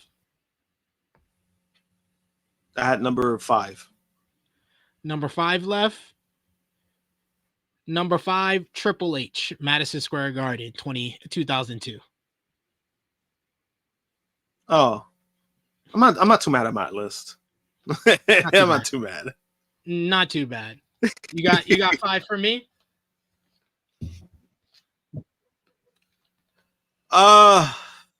Do I? Not really. I don't. Oh, that's fair. There's only like 3 I can think of. Be ready for next week. You and Chrissy. I'll send a message in the chat for you and Chrissy to come up with it. All right. But did you do the other thing I asked before we went live? What was the other thing? The rivalries. We could save that for next week too. Rivalries. We could save that for next. Let's save it for next week. Yeah, we'll save it for next. I do have it. I do have a list for you. Well, you could think about it, and it's a better conversation if it's me, you, and Chrissy. So, all right, yeah. But we'll do that. Let's cap things off this week with final predictions for WWE AAA Worlds Collide coming up next Friday, September 12th from Las Vegas, Nevada. You got for mixed tag team action, actually. Lola Vice teaming up with Mr. Iguana to versus the Judgment Day's Finn Balor and Roxanne Perez. Who you got? I got Mr. Iguana getting his look back. Yeah, I'm going to go with Iguana and Lola in this one. Then we got 8-man Lucha Showcase. You got Mascarada Dorada. You got the new La Parkers in this one. You got the LWO, Lince Dorada, Octagon Jr. Who's going to win this one? Who you got? I got this is a confusing team. It's not a team. It's whichever. You just have to pick one person. Oh, it's an 8-man. Oh wait, what the fuck? Oh, so it's a one. I thought it was like a tag match. I think it is one side versus one side. So yeah, it's a tag. So yeah, left side or right side. Oh, probably the right side because I'll go with the right side. I'm gonna go with the Mascarada Dorada. He's the bigger mini over there in Mexico, so I'll go with his side with La Parka. Then we got Fatal 4-Way matchup actually for the Latin American Championship. It's going to be Elio de Dr. Wagner Jr. defending against Dragon Lee, JD McDonough, and NXT North American Champion Ethan Page. Who you got? I got Dr. Wagner retaining. Yeah, I got Dr. Wagner 3 to retain since he just won the title. Then we got a number 1 contenders matchup for the next challenger for the AAA Reina de Reyes Championship. Fabi Apache going up against Natalia. Who you got? I hope it's Natalia. One would hope, right? For the AAA World Tag Team Championships, Psycho Clown and Pagano defend against the New Day. Who you got? I got the tag champs retaining. I got the tag champs retaining because the New Day don't win anything. Then we got for the AAA Mega Campeón, Rio del Vikingo defends against Dominic Mysterio. I'm going with Dominic, double champion. Who you got, Josh? I'm going with Dominic, and I like the fact that WWE Triple H World Champ. I was like, who wrote that? I was like, what was that? Was that supposed to be like the graphic? I don't know. I think our producer got it from somebody's YouTube channel. It seems like. Oh yes, shit, that's funny. We've made it to the end. I got Dom winning. I got Dom winning. Yeah, we're on the same page when it comes to that. We'll do a preview for Worlds Collide. I'll probably do that one solo, like I did the Triple Mania preview. I'll do that solo on the channel this week. We'll have a review for Worlds Collide, maybe just for members of the channel next weekend. But of course, we'll be talking about Worlds Collide next weekend right here with you on the Flagship Podcast. We'll be back in our regular time spot at 10:05 a.m. Eastern Time next Saturday. Want to thank Josh for the change in schedule, for showing up today. Always appreciate you, good brother. Let everybody know where they can follow you on social media and when they shall see you again. You can follow me, JMPunk321, Twitter and Instagram. And you'll see me next weekend, next Saturday, for the next podcast episode. Good thing, because my plans later that night, I'm actually going to a baseball game. So it works out for me. So you'll see me next Saturday. And you will see me as well. Follow me on the Twitter machine at Tru Heel SB3. Follow the gang, Facebook, Twitter, Instagram, TikTok at Tru Heel Heat. Patreon.com/Tru Heel Heat. $3 a month. Get your exclusive content. The best way to support us when we are not live here. Check out all the great content we got on the channel right now. Hit the subscribe button. Thank you all for joining us live. Thank you if you're watching us on demand. Keep the conversation going in the comments down below. And we will see you next Saturday right back in our usual time slot. But for the True Jaw Josh, it is me, your Tru Heel Phenom SP3. This has been Tru Heel Heat 345. Lighted Up Palooza. We are signing off. Until next time. Later.